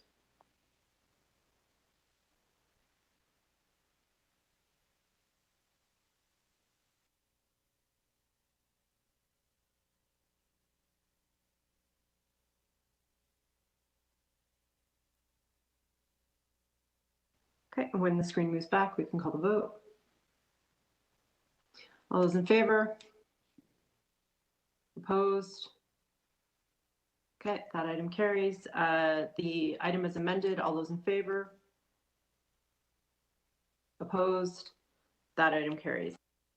That brings us to IE 24.10 School Crossing Guard Program Update 2021 to 2022. There were less people eager to hold this, so I suspect we have lots of questions. So who'd like to go first? Councillor Cole. Yes, thank you, Madam Chair. It's wonderful to see the crossing guards out at the intersections. doing a great job and this busy September, making sure children get across to schools and also adults. I think it's a great investment we made in public safety, and I want to commend staff for the work they did from last year, resurrecting a program that was basically very, let's say, deficient, that was run by the police. The question I have for Roger is a question I've asked before, is some of the intersections they have a crossing guard, but it's an intersection where there used to be a school and the school is closed down. And I hardly ever see any children ever crossing the intersection. So I just want to ask him about that type of update. Sure, through the chair. So you're correct, Councillor. When we adopted the program from Toronto Police Service, we basically carried all the existing locations verbatim. Whether, we didn't run an audit on those existing locations, whether there was a school there or not. That being said, we have an initiative on the way whereby we are going to be revisiting those existing locations, particularly the locations where, as you mentioned, schools have closed, to see whether or not the crossing guards are still warranted. The only issue is obviously the investigation was kind of halted due to COVID-19 and schools in general being closed. And so, to be fair, we wanted to make sure that we conducted those audits during when schools are actually open. Yes, because as you know, I've talked to you before, I've got one situation where one school at Briar Hill on Dufferin is closed, and the individual, the crossing guard there, hardly ever sees a child. And then yet I have a school that's been reopened at the old Flemington School, Neptune Drive, where the Catholics board has moved in, and it's a bustling school, and I've been trying to get a crossing guard there. Any news on that crossing guard at the school on the Catholic school on Neptune there? I guess it's called Regina Monday, or it keeps on changing. Beatrice Campus, it has so many different names, but it's a Neptune Drive on that curve there behind Baycrest Hospital. Yeah. Through the chair, if we haven't gotten to it yet, we are conducting counts again this fall. Again, the constraints we had, so we unfortunately have a bit of a backlog in terms of requests, and the delay caused by COVID-19. We couldn't do the counts when the schools were closed, but we are aggressively counting again now that schools are reopened. So we're hoping that maybe that location there, I could certainly check in with you offline to give you a bit of a status update, but we should be investigating that location this fall, and hopefully if it's warranted, we can get a crossing guard there by the spring of next year. Okay, thank you. And the other question I have is just to reaffirm, my impression is that the policy is that the crossing guards not only help children get across, they also help any adult getting across these intersections, right? Yeah, through the chair, that's correct. I mean, obviously the primary focus is really on trying to make the crosswalk more conspicuous for anyone crossing, but primarily obviously during the hours of operation, the focus is obviously towards school children, parents, seniors taking the school children, that kind of thing. Okay, thank you. Thank you, Councillor Cole. Additional questions of staff? Okay, I don't see any, so I think we can move to speakers. Anyone to speak to the item? Madam Chair, if I can, I just want to speak to it briefly and just congratulate staff for really resurrecting this crossing guard program, which many of you know was initially run by the Toronto Police, and we had no idea what was going on, and they were getting off-duty police officers would try and show up where crossing guards didn't show up. So it became a very haphazard sort of program with the police. And I know there's an added cost, no doubt. I think the cost has probably doubled since we took it over from the police. But we have I think transportation has done an amazing job of trying to have these crossing guards trained, uniformly dressed, and at these intersections. And I think it really is an important part of our safety program, pedestrian safety program across the city that I hope that the public appreciates because it is costly, but it's necessary given the safety of our children. That is essential, and I think that they're a great asset to the city, and I know that there's always a need for more. I see the signs at certain intersections that say crossing guard needed in this neighborhood, please apply. There's these blue signs that come up from time to time, and I think they're good paying jobs. I think the pay has been increased. I think it's about $20 an hour, and I know I always mention it to people that are either retired, semi-retired, or shift workers, part-time workers, that they can work in their own neighborhood as a crossing guard and contribute to the safety of their neighborhood. At the same time, pick up a good stipend. It's not, again, you're not going to make big money, but at least you're making some additional money to help with your income or your family's income. So I know there's always a shortage of these crossing guards, and so it's something we should encourage others to do, because I know some intersections do not have the crossing guard that is needed because they're missing personnel there. So again, I think it's a wonderful expansion of a safety program that sometimes gets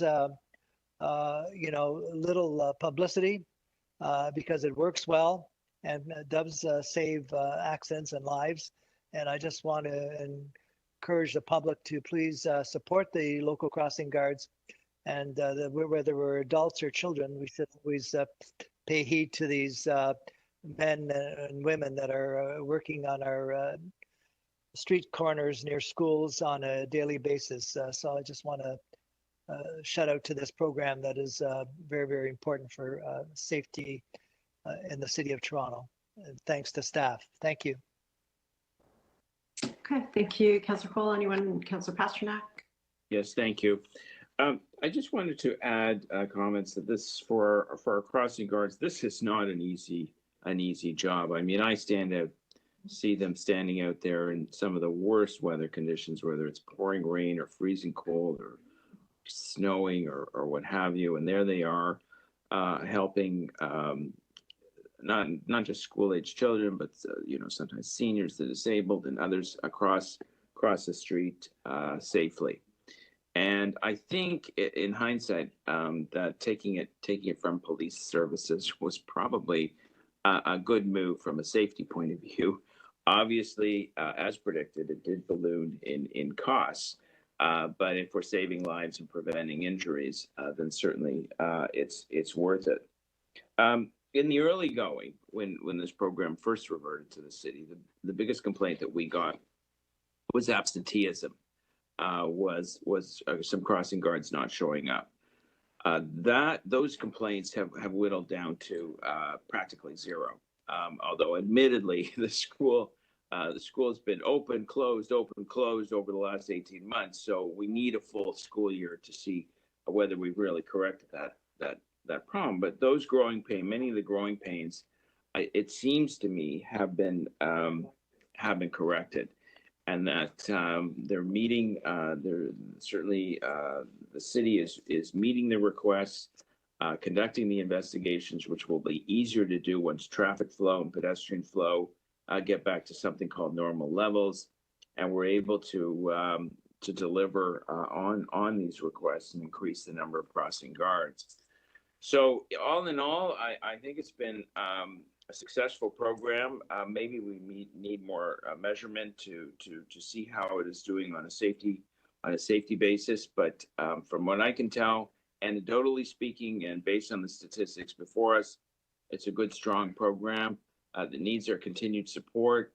And we must, we should work hard to meet all the requests that are viable and eligible for safety in our local neighborhoods. Thank you. Thank you, Councillor Pasternak. Any additional speakers? Okay, seeing none, we can move to a vote on the item. There were no motions, correct? Okay, great. So all those in favor of the item? All those opposed? That item carries. That brings us to item 24.11, blue box regulation. Before we do that, Councillor Layton, I understand you wanted to reopen an item.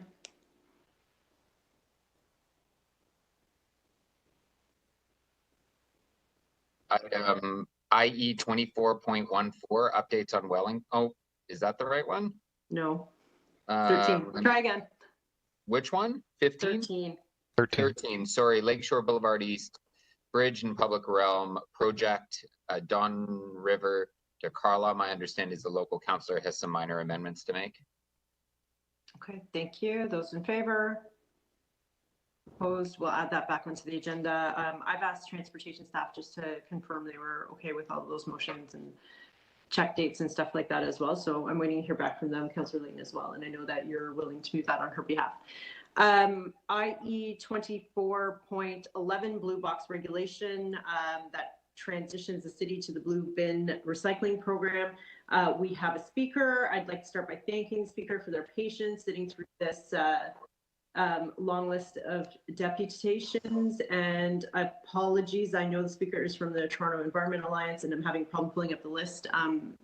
Matthew, can you just kind of maybe let us know which speaker is here today? Yep, I believe it is Emily Alfred from the Toronto Environmental Alliance. Okay, great. Hello. Hi, Emily. You have 5 minutes. Great. Thanks for having me here today. Good morning, councillors. As you know, I'm here on behalf of the Toronto Environmental Alliance. We've long advocated for a greener city for all, including advocating for a stronger recycling system and a circular economy. I'm here to express our concerns regarding the forthcoming changes to the blue box system in Ontario and the impact this will have in Toronto. So as you know, this summer, the province finalized a new recycling regulation that will shift Ontario's blue bin program from municipal obligation to a program that is the responsibility of the producers of packaging. T and other environmental organizations have been calling for a blue box program that holds producers responsible for the recycling of the products and packaging they produce for a long time. However, we have serious concerns that this regulation has major flaws and it simply hands over significant control to private companies without sufficient accountability or responsibility. The regulations have significant loopholes, low recycling targets, poor reporting requirements, and unclear enforcement mechanisms. We believe the new regulation could continue or increase the waste and plastic problems we currently face. These concerns are well documented by T and other environmental groups, and in the staff report before you, solid waste staff have actually outlined many of these concerns as well, that city staff and other municipalities have raised to the province repeatedly. So our first recommendation is that the city should push the province to fix the problems with the regulation, to raise the recycling targets, close the loopholes on material types, and provide details on how the regulation will be enforced.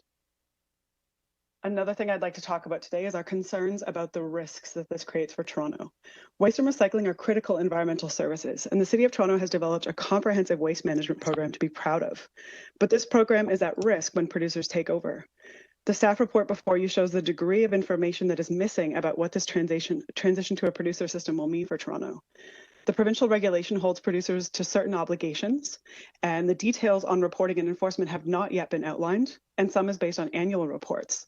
So this means that some of the day-to-day details about how the blue box will be collected, where complaints can go, how information will be transmitted to residents, is all going to be determined through negotiations between the city staff and producer responsibility organizations. It's not laid out in the regulation. For example, the city will continue to collect garbage and organics, but what happens if recycling collection is missed? What happens when producers don't collect from public recycling bins in parks and those are overflowing? How will residents make those complaints known to the city? And what happens if it's not collected? What will happen if a recycling collector determines recycling is too contaminated? Will they just leave it behind and the city needs to pick it up? In recent years, we've unfortunately heard too many instances when private waste companies without close monitoring have been found to be doing the wrong thing when it comes to recycling. A CBC Marketplace investigation in 2019 found private waste companies in BC sent bales of plastic to an incinerator and a landfill, not recycling as they said they would. Residents in multi-residential buildings in Toronto have documented many times when waste companies dump recycling in with the garbage. And in BC, where they've had producer-operated recycling for a few years, there have been a number of incidents of recycling going uncollected for weeks in some cities when producers had staff or truck shortages and municipalities were stuck with recycling on the roads. It's critical that the city understands what these risks are and, more importantly, how to guard against them. This needs a detailed monitoring plan. We recommend that the city take proactive steps to prepare for and prevent these risks and be ready to act when things go wrong. Where possible, the city should retain some control and stake in recycling service, such as providing services for customers not covered by the regulation, ensuring high standards of education and collection, and maintaining good oversight and transparency. Another few points I'd like to make in my remaining time is that the regulation will lead to a reduction in important services in Toronto, in our opinion. The regulation does not require that producer managed systems continue many of the services that Toronto is proud of. For example, Toronto has a very detailed education program with accessible web pages, an app, a 311 phone line, posters, stickers, signs in up to 18 languages, and training programs for resident staff in multi-residential buildings. However, the regulation requires that producers provide one mail out per year. Also, the City of Toronto provides waste collection to small businesses that have a much higher diversion rate than small businesses that don't have city collection. And the city provides collection to civic centers, libraries, shelters, charities, and religious organizations. However, these aren't covered by the regulation. I think it's important for Toronto's environmental goals that the city stay committed to providing this additional waste service and continuing to advocate that the province includes those groups in the regulation.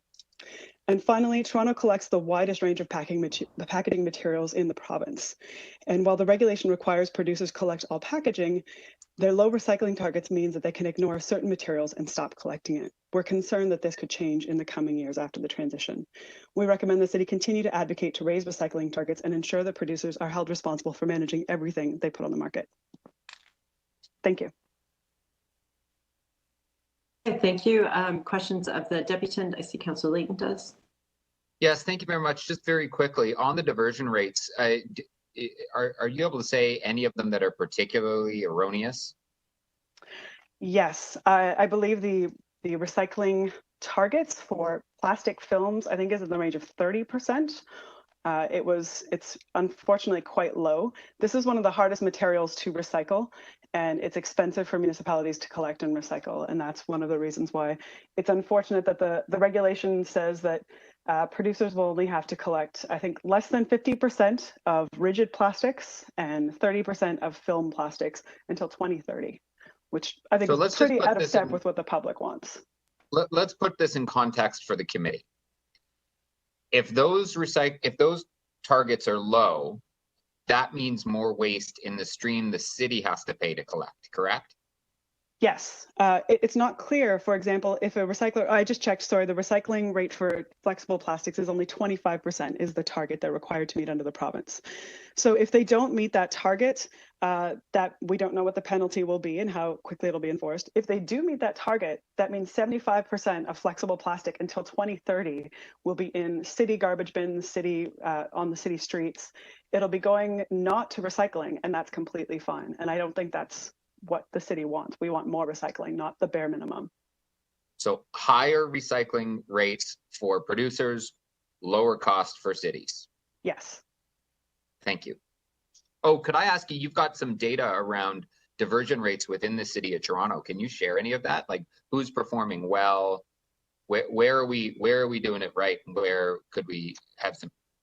Yes, I actually, the diversion rates I have are from a few years ago. I haven't seen updated numbers, but I'd love to hear those from city staff. So maybe that's something we can hear about later if you would want to ask them. But I know that in previous reports, the waste diversion recycling rate in districts 1 and 2, which has contracted collection, seemed to be significantly lower than waste diversion recycling rates in districts 3 and 4, where the city had more full control over the collection.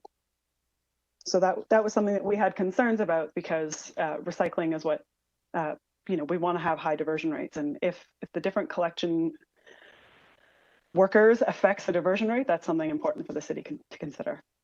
Okay, thank you. Okay, additional questions of the speaker? Okay, seeing none. Questions of staff?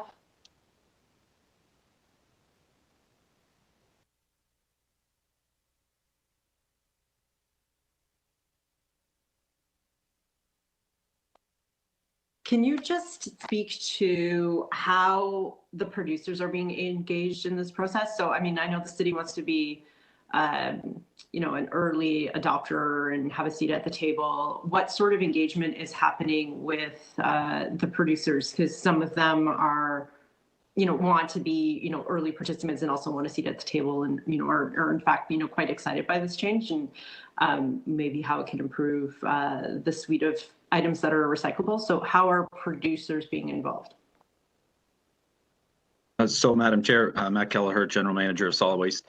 The producers are being involved because they are the integral part of this regulation, where they are now responsible, or will be responsible, for the collection and processing of the materials that they create. So they are currently right now in the development phase of what's called the Producer Responsibility Organization, and those organizations will be the groups that you know, the producers work with to manage contracts to collect and process those materials. City staff have also been very engaged with other provincial counterparts, as well as our municipal colleagues, to make sure that we push very strongly for and advocate for the positions of the City of Toronto, as well as our other municipal partners who generally align with the concerns that we have with this regulation. But in general, there's always room to improve with any regulation, but this regulation right now is looking very positive for the City of Toronto and the goals that we're trying to achieve. Okay, thank you. Additional questions of staff? Councillor Layton. Yes, thank you very much. A couple of questions. We just heard from the last speaker that we don't have up-to-date information about diversion rates currently that we have across the districts in the city. Are you able to share any of that? So, Councillor, through you, Madam Chair, to the Councillor, our 2020 diversion rates are posted on our website, and just for reference, the single-family diversion rate right now is approximately 63%, and our multi-unit residential diversion rate is 26%. So the city's average diversion rate is 53%, but that encompasses the green bin materials, the blue bin materials, and all the divertible materials. It's not specific to just the blue bin, but we can definitely get you some more information as over the next few days.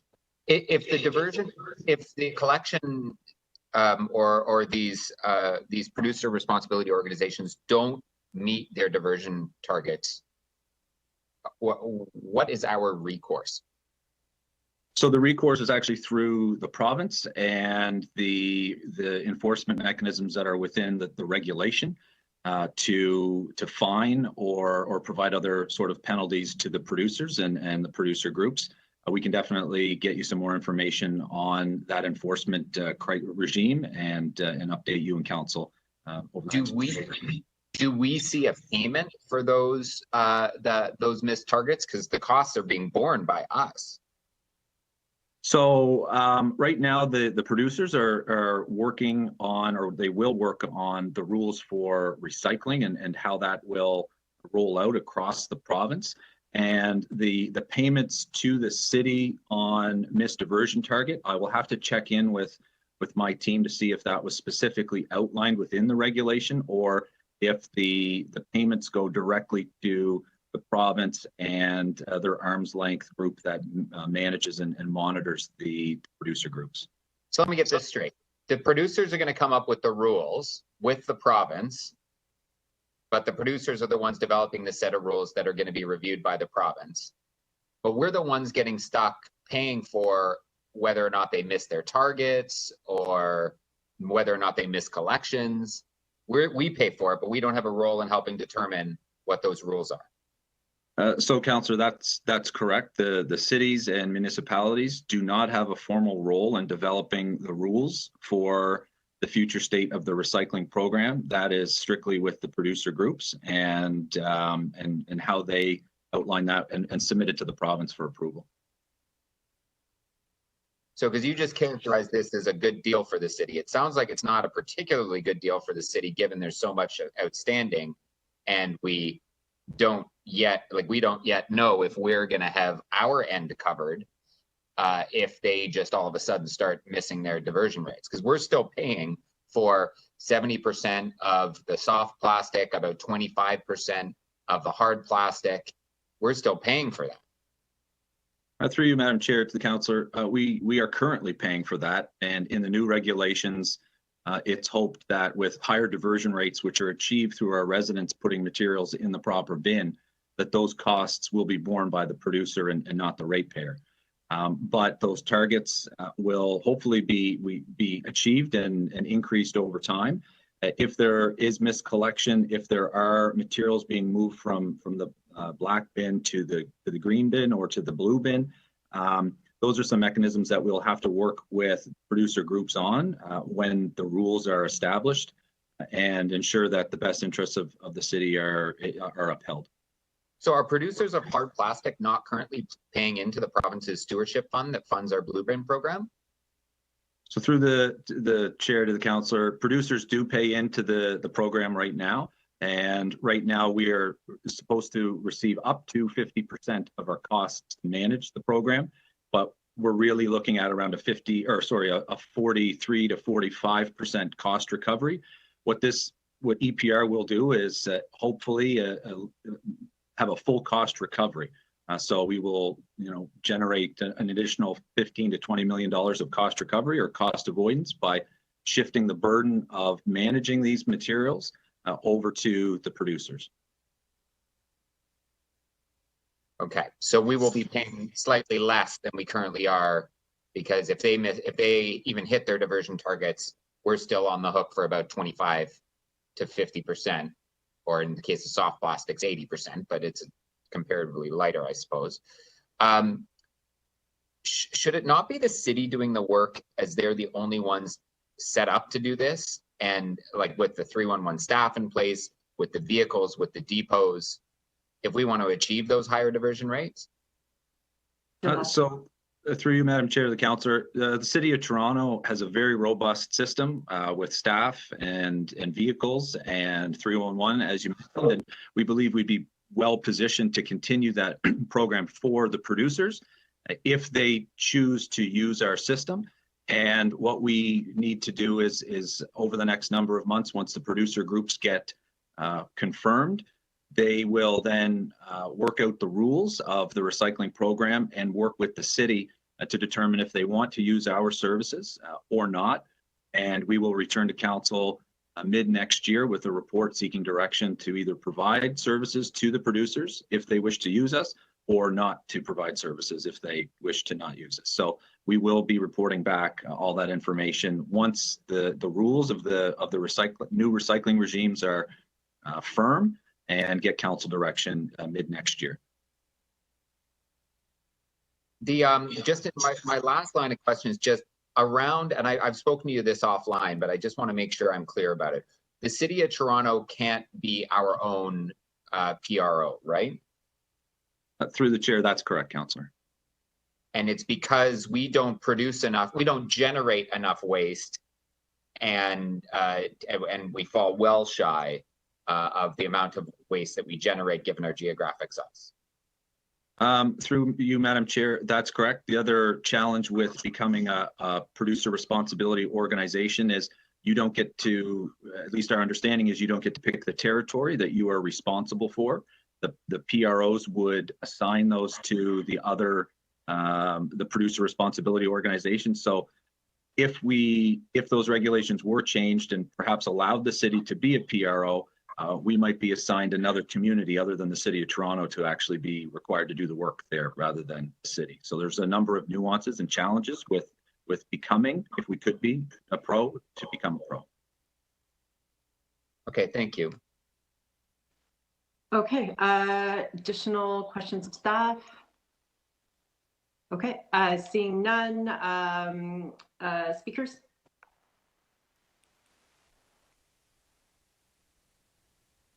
I have a motion, Madam Chair.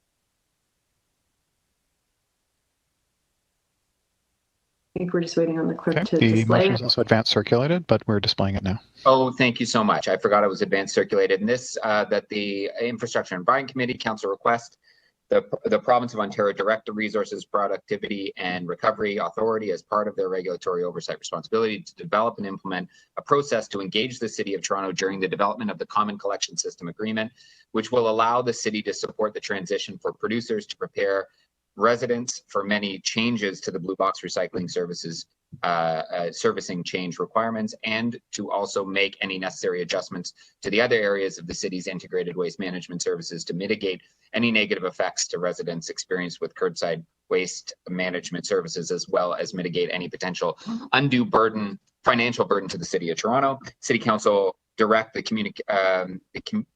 communication to the Minister of the Environment, Conservation and Parks on City Council's position that in order to successfully transition of Toronto's Blue Box programs to producers that we require, and there's a list there of things that are consistent with our previous asks of the provincial government. I just want to make sure that they're put on the front burner. We do have, the way this is all going to work out is next year and the year after are kind of going to be this year shift as we shift over to these organizations and set all the rules. But we're all aware that next year is also an election year for the provincial government.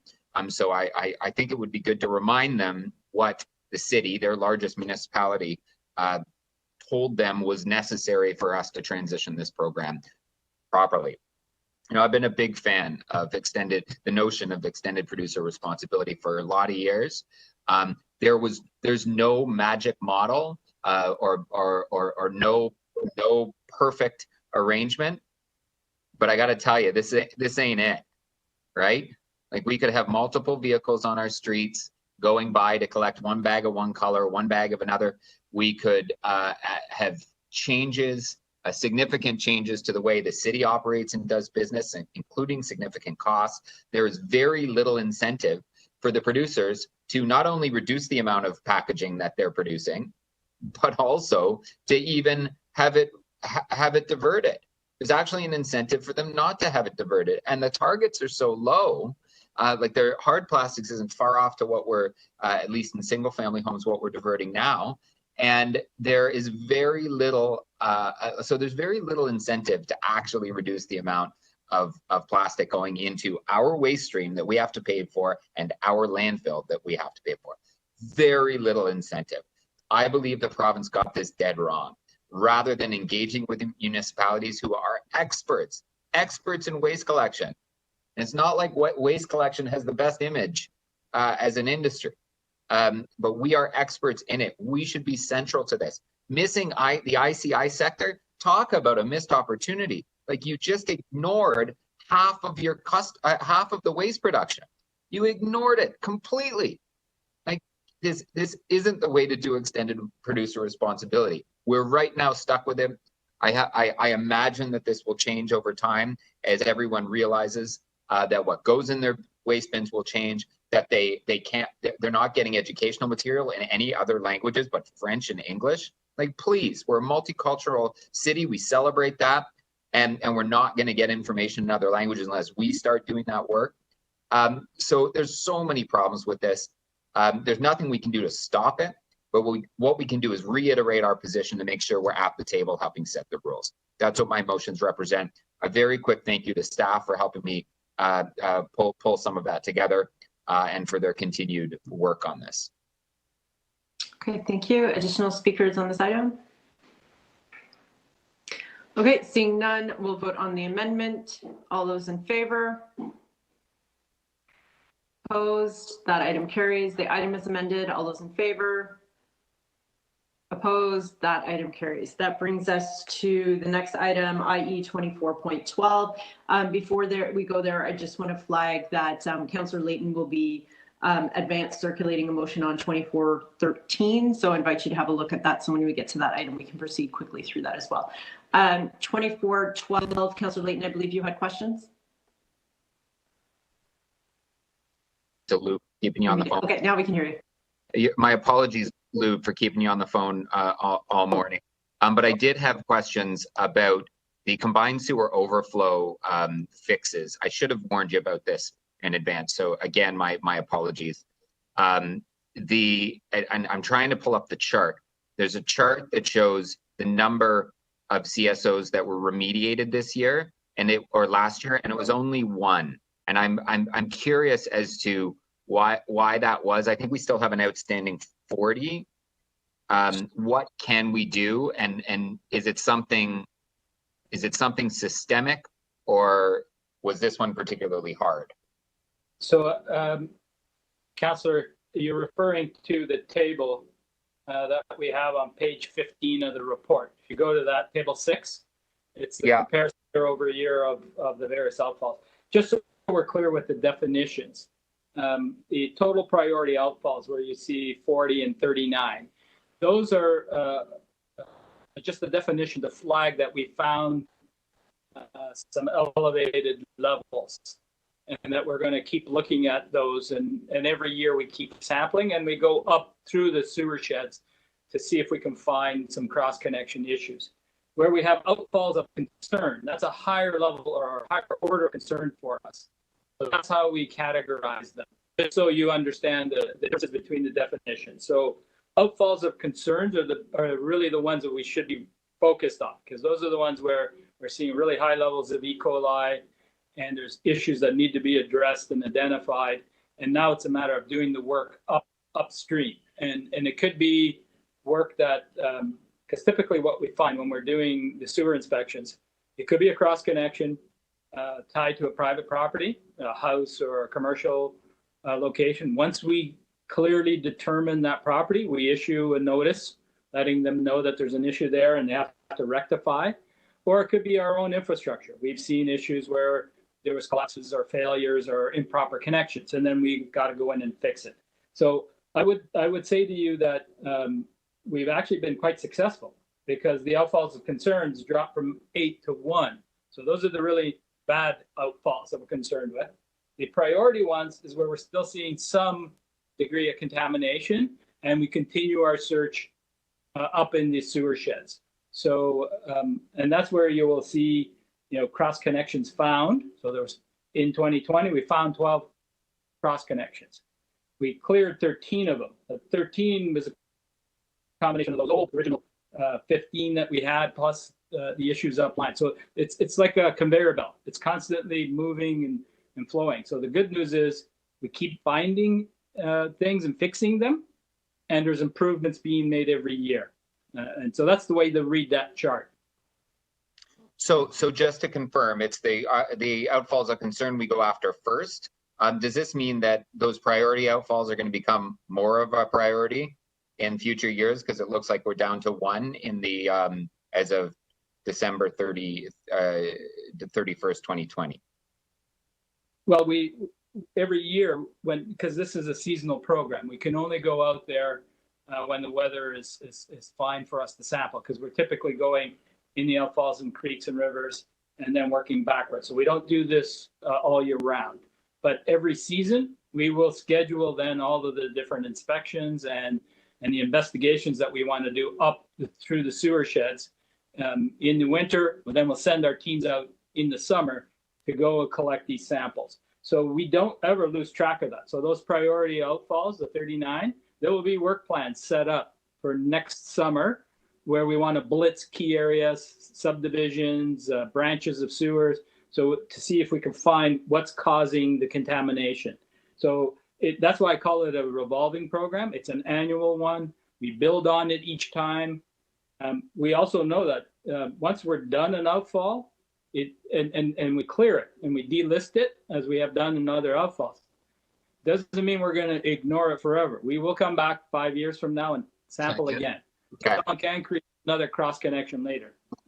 So is it fair to say we don't exactly know how, like we don't budget for clearing individual combined sewers, because we don't really know when we're going to completely clear them? So these outfalls are not just combined sewers. They're also storm outlets as well. So this list has all of the outlets in there. So what we do find on a storm, so a fully separated system, we will find E. coli in some of those. And that will tell you that there is a cross connection. Somebody's connected a sanitary in the storm. So this program's looking at all of it, not just CSOs. CSOs, of course, you're going to find E. coli in it. Storm, you shouldn't find it. if you do find it, then you do have a problem upstream. So the program is designed to keep investigating. It's not an easy thing to trace up sewer sheds, and you can detect it to an individual home that's had a basement toilet improperly connected. That's the type of work that our staff have been doing now for 15 years and slowly rectifying these issues.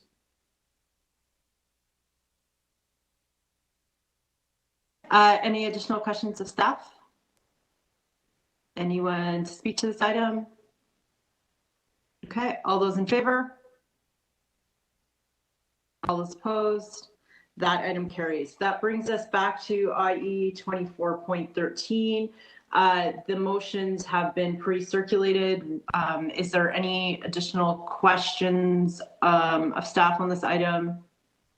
Speakers to this item, except for Councillor Layton to introduce this, and we should pull this up as well. I will introduce those items on behalf of the local councillor. Okay, we can display it. It's been circulated.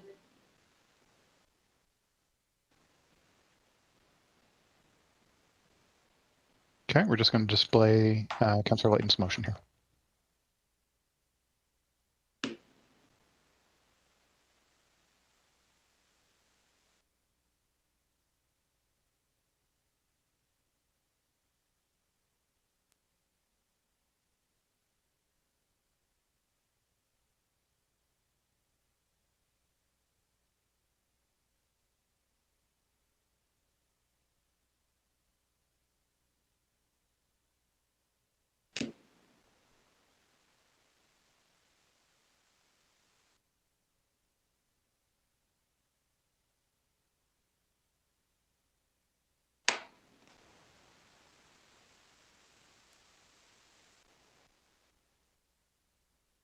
Madam Chair, that's the end of the motion. Okay, thank you. We can call the vote on the item. All those in favor? Oh, questions of the mover, Councillor Pastriana. Yeah. So through you to the mover, is this an existing capital plan or it just came across the screen pretty fast? Do you have a funding source? There's a lot in there. James, I don't know. On behalf of the local council, I believe the project is in the capital plan. I'm not sure if the diversions are. I believe most of the motion says just say accelerate.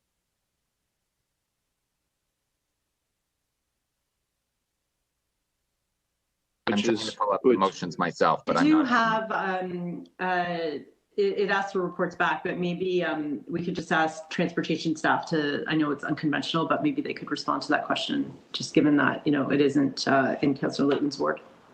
Thanks, Chair. I owe you one. Through you, Councillor McKelvey, this project is actually ongoing right now. It's underway. It's actually a project that's led by Waterfront Toronto in partnership with the City of Transportation and the Waterfront Secretariat. And Councillor Fletcher had asked that we come back with some very more details and specifics around some of the construction setups, including the cycling connection, as well as notification and some other component pieces of construction that's already ongoing. So that's what this report does. And I believe that her motions articulate some timeframes for report backs and a little bit of additional information.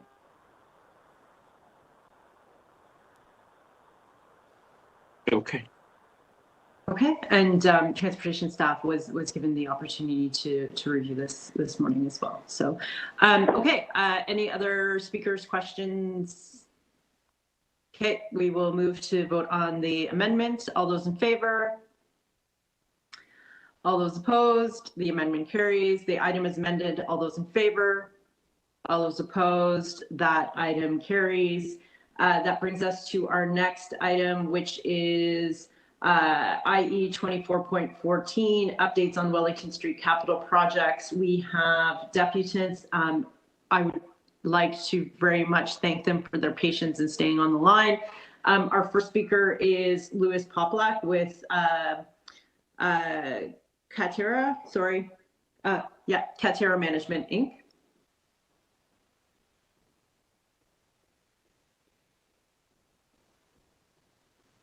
Madam Chair, this is the host. That speaker is not connected.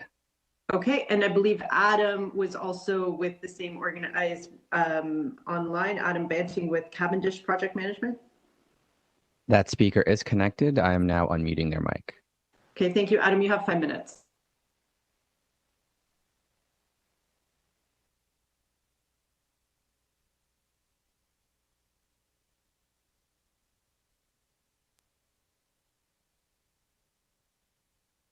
To the speaker, Adam Banting, if you are speaking, we cannot hear you. I'm sorry, is able to hear me now? Yes, we are. Thank you. Okay, thank you for your patience. Yes, my name is Adam Banting. I work for Cavendish Management. We represent Carterra as a project manager. Carterra is developing the new major Portland Commons development at the corner of Front and Portland Street. It's a 550,000 square foot new LEED Platinum office space, which is currently under construction. We need to coordinate any public projects with the City of Toronto, excuse me, in an orderly fashion so that we're not disrupted in our construction schedule and so that we can complete significant streetscape improvements along Wellington, Portland, and Front Streets. We wish to bring to the committee's attention that the background report on this item, updates on Wellington Street capital projects, omits any mention of the Portland Commons project in the section Wellington Street West project coordination. That starts on page 7. We note the well down the street, our neighbor, is noted, and we believe it prudent that we be listed as well. We actually are very concerned that Toronto Water is moving ahead with the water main replacement work on Portland Street between Front and Wellington, and it appears to be doing so without regard for the heavy impact it will have on both our schedule and our budget. This concern is based on a similar experience Carterra had with their 65 King development, which is the future home of Google Canada, in which similar delays and costs were realized. We're here today to speak to you and underscore our request that Transportation, Toronto Water, ECS, and City Planning work with us to coordinate our projects to mitigate negative impacts to both parties. Despite our best efforts to do so, we did not find out about the water main replacement until very late relative to our construction schedule, being May of this year. And this is despite us putting in, our road occupancy permit in July of 2020. So we went almost 10 months without hearing back from the city, especially that there was a major infrastructure project planned that will directly impact our operation. We did have one good meeting with the aforementioned stakeholders back in June. And despite our efforts to continue dialogue, we have largely been put to the side and told that it's under review by senior management. And since that time in July, our second follow-up meeting at which we were to finalize a negotiated compromise to facilitate both projects, about 2 hours before that follow-up meeting was to occur, it was canceled, and it's been radio silence ever since. So we're just appealing to you folks that we would like your assistance to move this forward. We are eager to reach a resolve.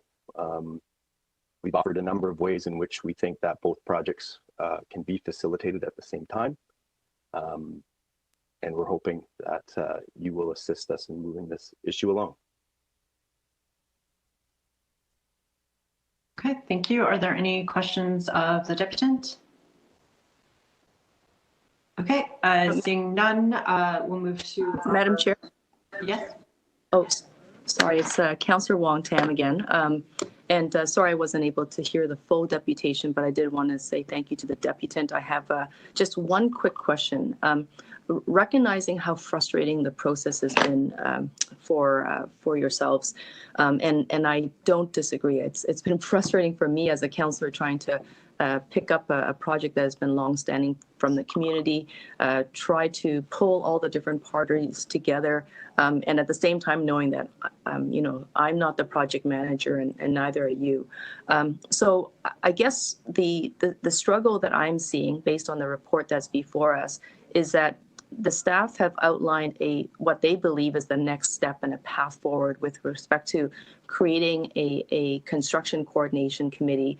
It's supposed to, the work should be starting very shortly as stipulated in the next steps. Are you satisfied with the outcome that is stipulated in this report, meaning that the construction management committee is going to be reconstituted and they intend to provide further regular, more frequent email updates?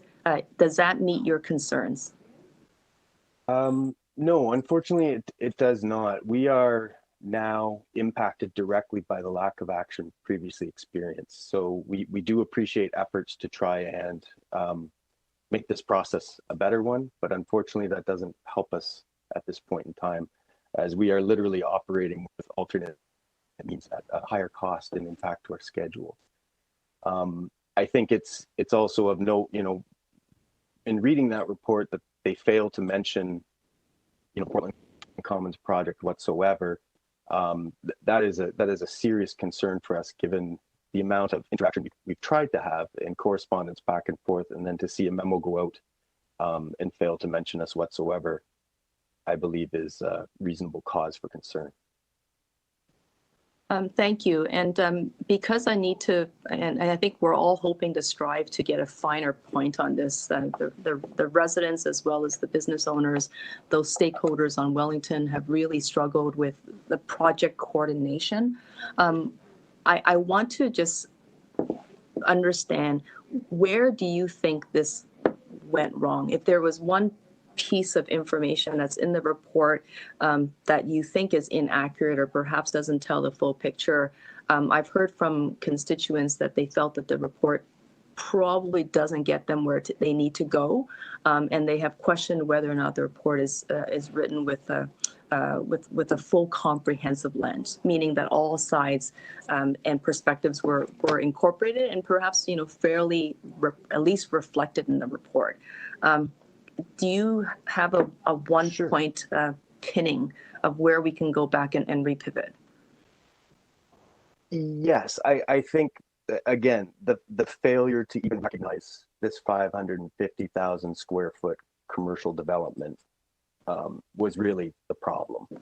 And that goes back to, I understand the project's been delayed, and I think that's, probably what threw a wrench in the works. But submitting 10 months ago, and following up almost on a weekly basis without response to try and find what we can do to move this forward and make sure that we're not in each other's way, so to speak. Really not receiving anything of material significance that's helping the situation. Then to see a report go out, still failing to mention us. I think that's it. I just think that there's, very significant development has been completely overlooked.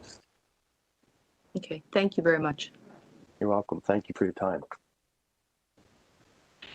Okay, thank you. Any additional questions to the deputant? Okay, that brings us to our final speaker, Jasmine Dea. Do we have Jasmine on the line? Hi, can you hear me? We can hear you. Thank you for waiting and your patience. You have 5 minutes.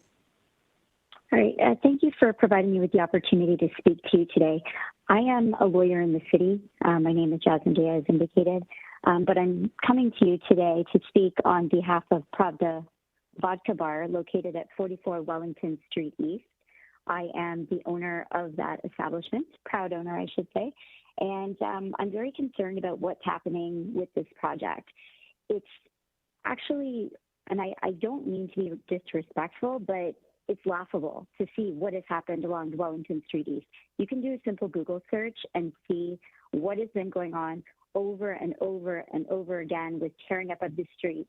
And to the people that live there and work there, we don't understand why there's such lack of coordination.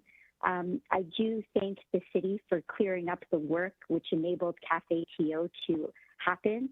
We weren't able to open on time because unfortunately there was road work and construction, but after several requests, it was cleared to enable Cafe TO to occur.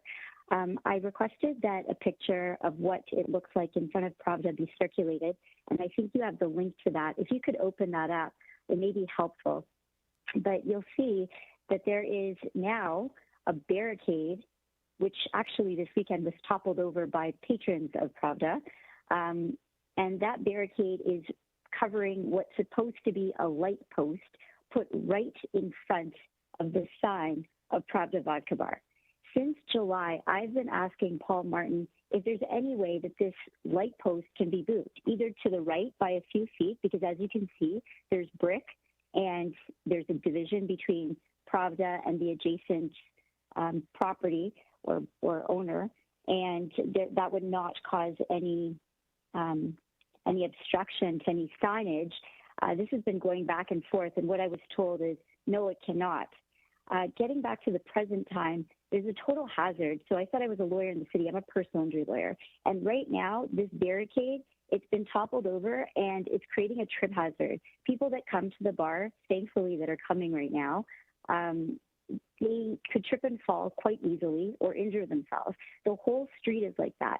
Making matters worse is that there's a concrete barrier which is very long, and people have to, if they're coming by Uber, which most of the patrons of the bar are coming because they're doing the right thing instead of driving, they are forced to walk from either one end of the street up at church or the other end of the street, or they jump over the barricade, which again is a complete hazard. And what I've requested is that there be breaks in the barrier so people can get through, because when they're dropped off, they're jumping the barrier. And again, that's really dangerous. In addition, I'm very concerned about the lack of coordination with the business owners along Wellington Street East, including myself, but not just me, all the business owners. We have already been decimated by this pandemic and then compounded with the years of issues on Wellington Street East with no end in sight. I mean, it looks like years more of construction. These little irritations add to potential lost revenue as well as hazards. And I really don't appreciate when the city invites me to talk to them, not you here today, but coordinators of Wellington Street East construction. They invite me to talk to them about my issues. They listen, and then they say, oops, sorry, there's nothing we can do about it. So I am appealing to you today to please consider the business owners as well as the safety hazards that are being created to people frequenting Wellington Street East. Thank you for your time.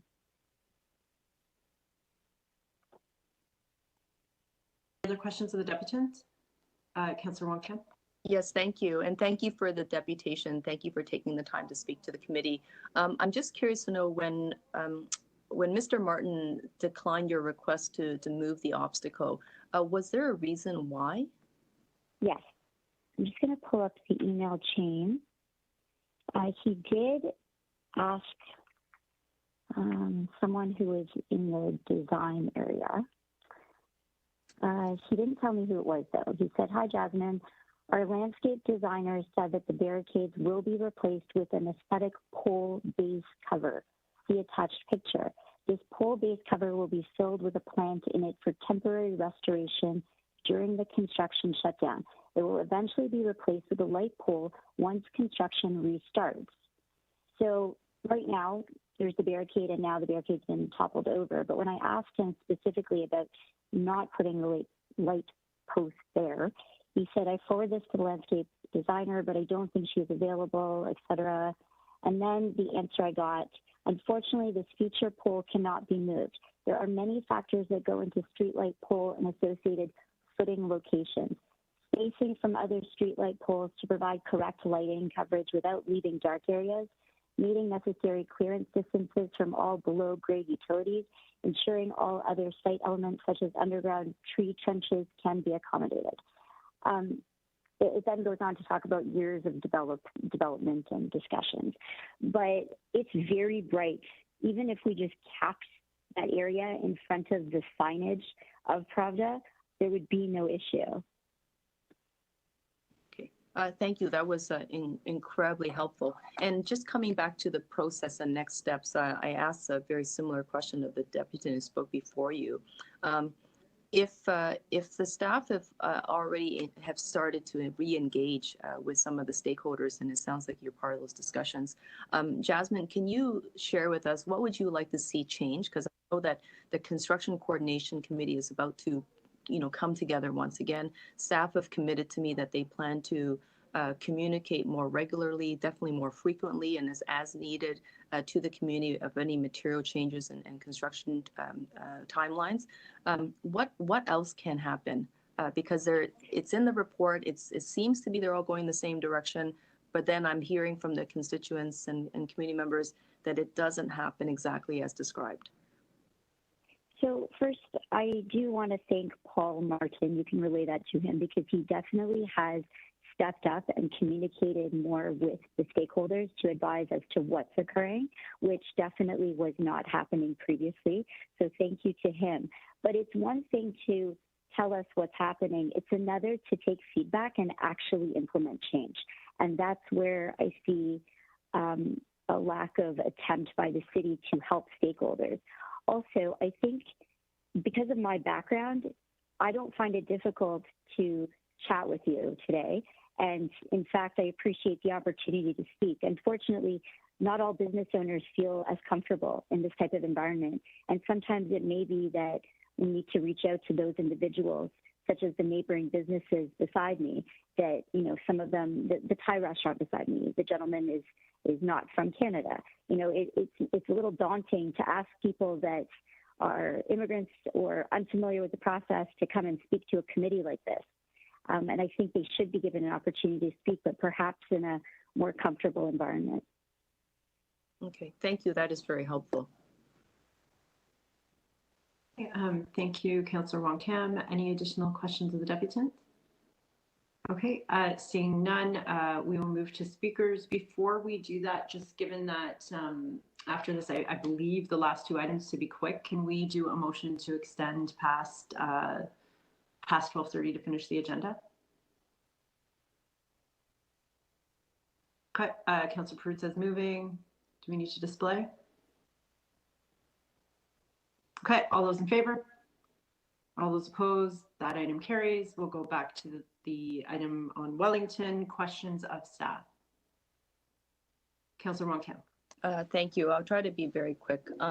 So I think the last speaker was quite eloquent in terms of expressing frustrations, and actually so was the prior deputant about the feedback loop.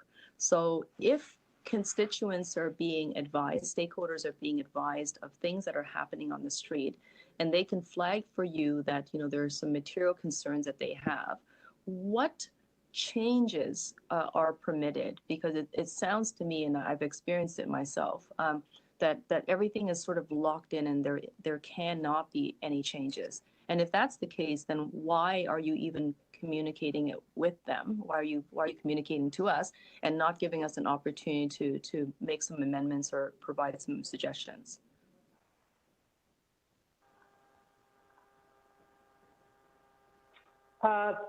Through the chair to Councillor Wong-Tam. I'll get started, but Michael's here and we have a range of folks, including the public consultation unit, to help provide some feedback. I mean, I think this is a perfect example of a project that has gone on for quite some time as well. It has multiple challenges, not only in the design piece of it, but also in the implementation, as well as a number of construction impacts on site when construction got started. There was also some additional modifications that were made at CEYCC in the springtime to add an additional signal, which we really, as I've mentioned many times today, we try to coordinate that construction so that we can do all these things at one time rather than having to rip things up in future. And so that was an example and one of the reasons why the schedule has been delayed. With regard to the communications, the part of our partners on this project is Toronto Hydro. There's been lots of significant issues with regard to the location placement of street lighting, including temporary street lighting. But many of those decisions, as the deputant relayed, are made early on. There are still concerns and frustration and confusion that I think can be made better by engagement with our team during the construction process, and especially in this case when the construction has been delayed. It doesn't necessarily mean that all recommendations or suggestions can be taken into account. So I think there's need for communication, and I understand that there's frustration when recommendations are made. It does sound to me like some of the on-site conditions that the last deputant just described should have some quick fixes, especially some of the issues related to breaks and barriers, et cetera, and trying to get those things moving forward. So I don't know if anybody else on the team has anything to add.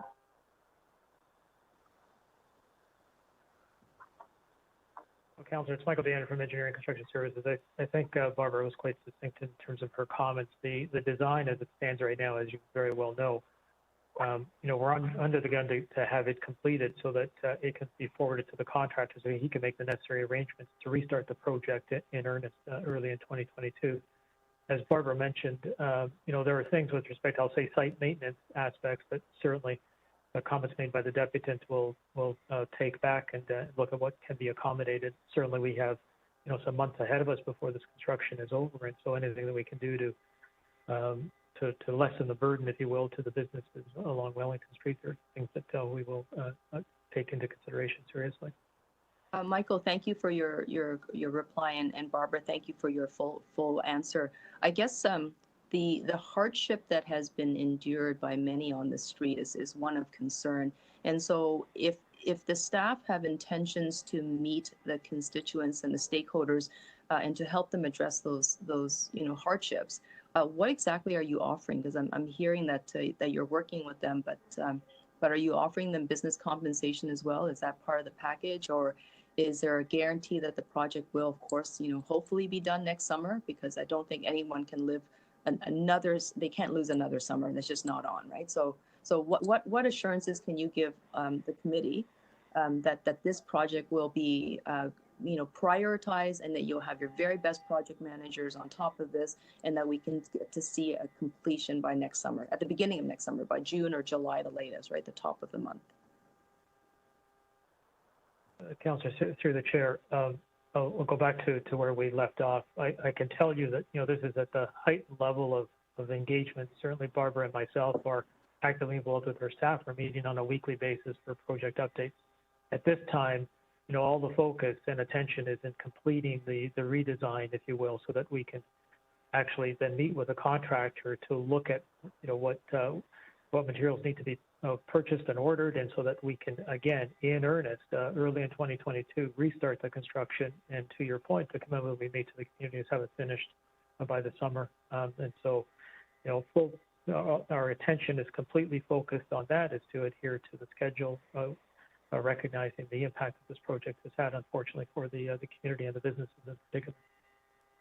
Okay, thank you. I know I'm out of time. Thank you, Madam Chair. Okay, thank you. Additional questions of staff? Okay, seeing none. Speakers to the item? Councillor Wong Tam. Thank you. I'm going to make my remarks super quick. I just know that we're almost out of time. I've asked Councillor Layton and the committee to support a motion of mine. It is simply to ensure that this report is referred to the Auditor General. In an earlier motion that I had submitted to City Council, I had invited the Auditor General, and City Council endorsed that motion to invite the Auditor General to take a look at what happened on Wellington. There has to be some learnings, and if there were things that went wrong, and clearly there are, that can be rectified, that we can identify and put some additional attention to. I do not want to see a community ever go through what we went through in the St. Lawrence Market neighborhood. It has been a really challenging project that has dragged on for 5 years and more. And I know that the community has worked really hard, especially the local BIA, in trying to get some attention to the fact that the coordination was falling off the rails. Like literally, things were not moving in a timely fashion, and it needed to be. I know that the AG has a lot on her plate. I don't know if she is going to get to this file. I don't know if she'll see it importantly enough to be investigated. But I do think that, in order for us to avoid ever making the same mistake again, we need to learn from that. The other thing I want to recognize is that, I know that there have been many hands on this project. And perhaps it's the way of how things work when you're building a city, and it's not going to be built in a day. I recognize that this initiative began under Councilor McConnell, and then Councilor Troisi had her hands on it, and then now I have it as the new councilor of Ward 13. However, city staff have also had significant turnover, and city staff have picked up this project, and some of them didn't know where it was. And so it was a priority for some, and then it sort of fell off for others. And I know that it has changed and morphed. For us to be able to ensure that there's institutional memory and continuity from large mega projects such as this means that there has to be a proper handoff. It cannot be just dropped off. And so that could be one of the outcomes and one of the observations made by the AG, but I won't necessarily prejudge what her conclusions will be.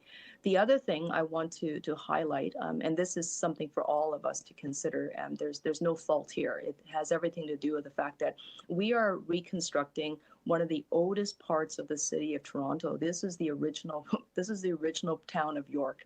There are things buried underground which are very hard to explain, and they have not been necessarily properly located, and so there are no design plans for that. And so I do understand, and I think we all can appreciate that staff are trying to manage what they can, and if a contractor hits something such as a buried oil tank, in this case there was one, then all work will have to stop as they try to manage this new locate.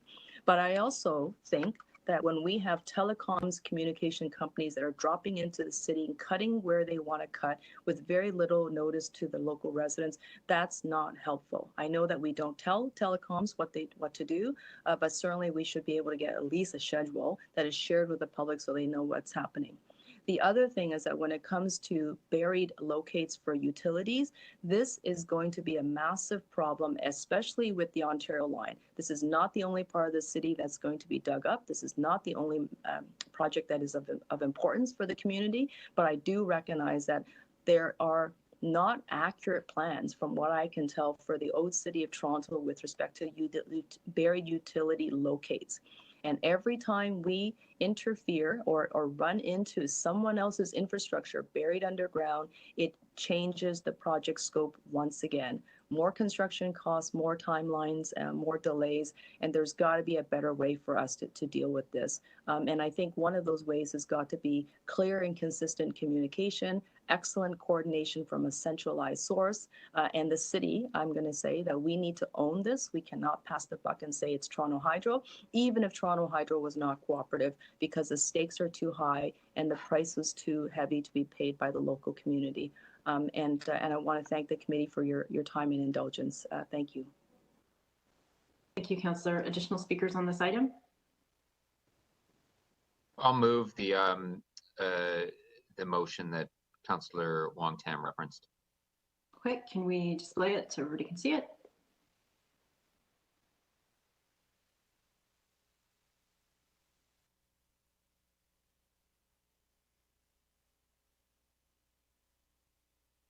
Great. With screen changes back, any questions of the mover or Councillor Pasternak to speak or question? Yeah, just very quickly. It's going to the Auditor General, and in this discussion, I didn't hear anything about financial irregularities. It seems to be a logistics, supply management issue, a coordination issue, not so much a financial impropriety. Are you sure you want to send it there? Councillor Pasternak, I do. The Auditor General also looks at process.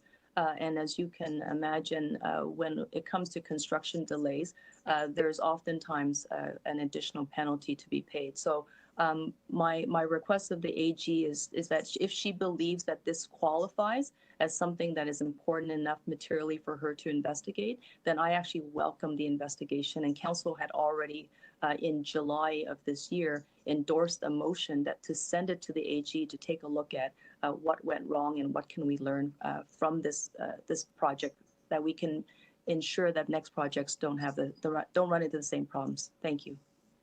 I guess it begs my second question. If it's already with the AG, why are we creating another motion?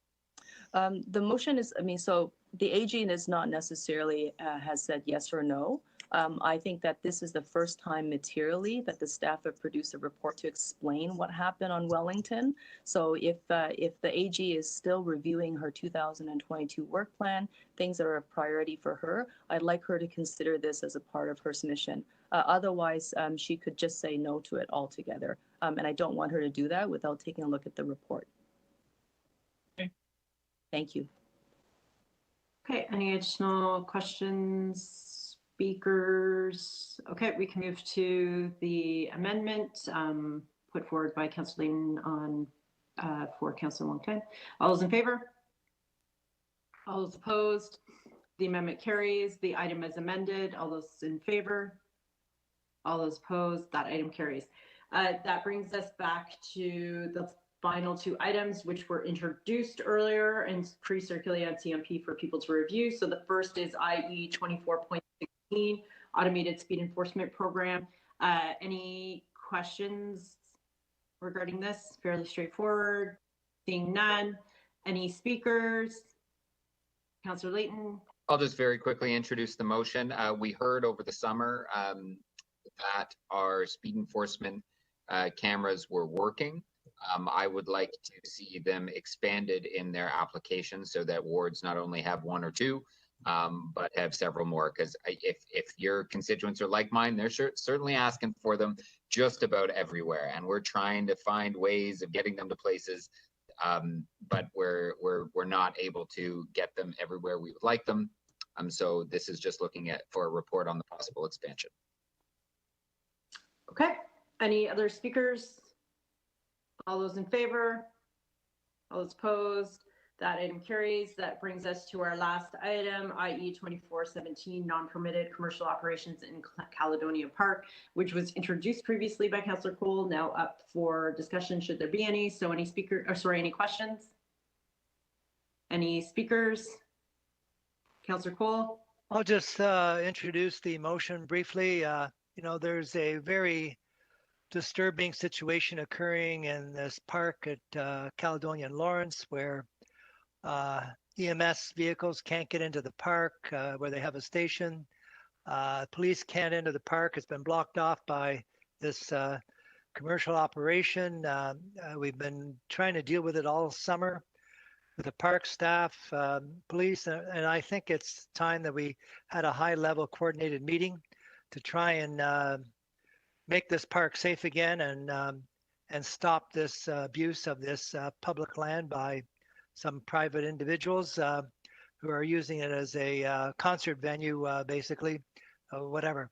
So I asked for this top-level meeting with the director of parks, Janie Romoff, and police bylaw and EMS, etc., to meet and find ways of resolving it. And one issue in particular is very urgent, that the EMS and the police are asking for the gate entrance to the park to be moved closer to Caledonia, and we need to do that immediately to make the park safe. So I ask for this support for this meeting.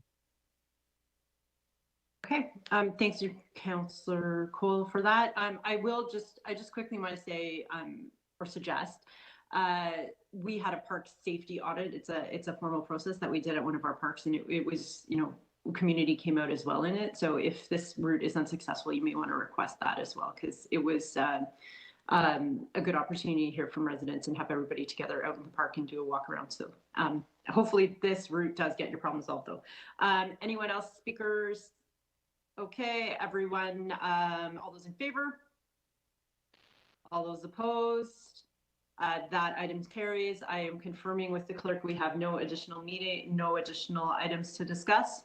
Yep, that's correct, Madam Clerk. Madam Chair, you have completed your agenda. I like this Madam Clerk thing. I think it sounds. I miss Yulee. What can I say? Yeah. I'm sorry.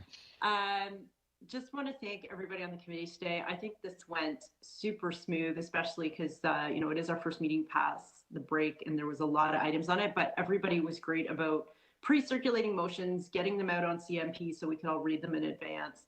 And I think that's, you know, working really, really well. So thank you so much to all of you for your great participation in the meeting.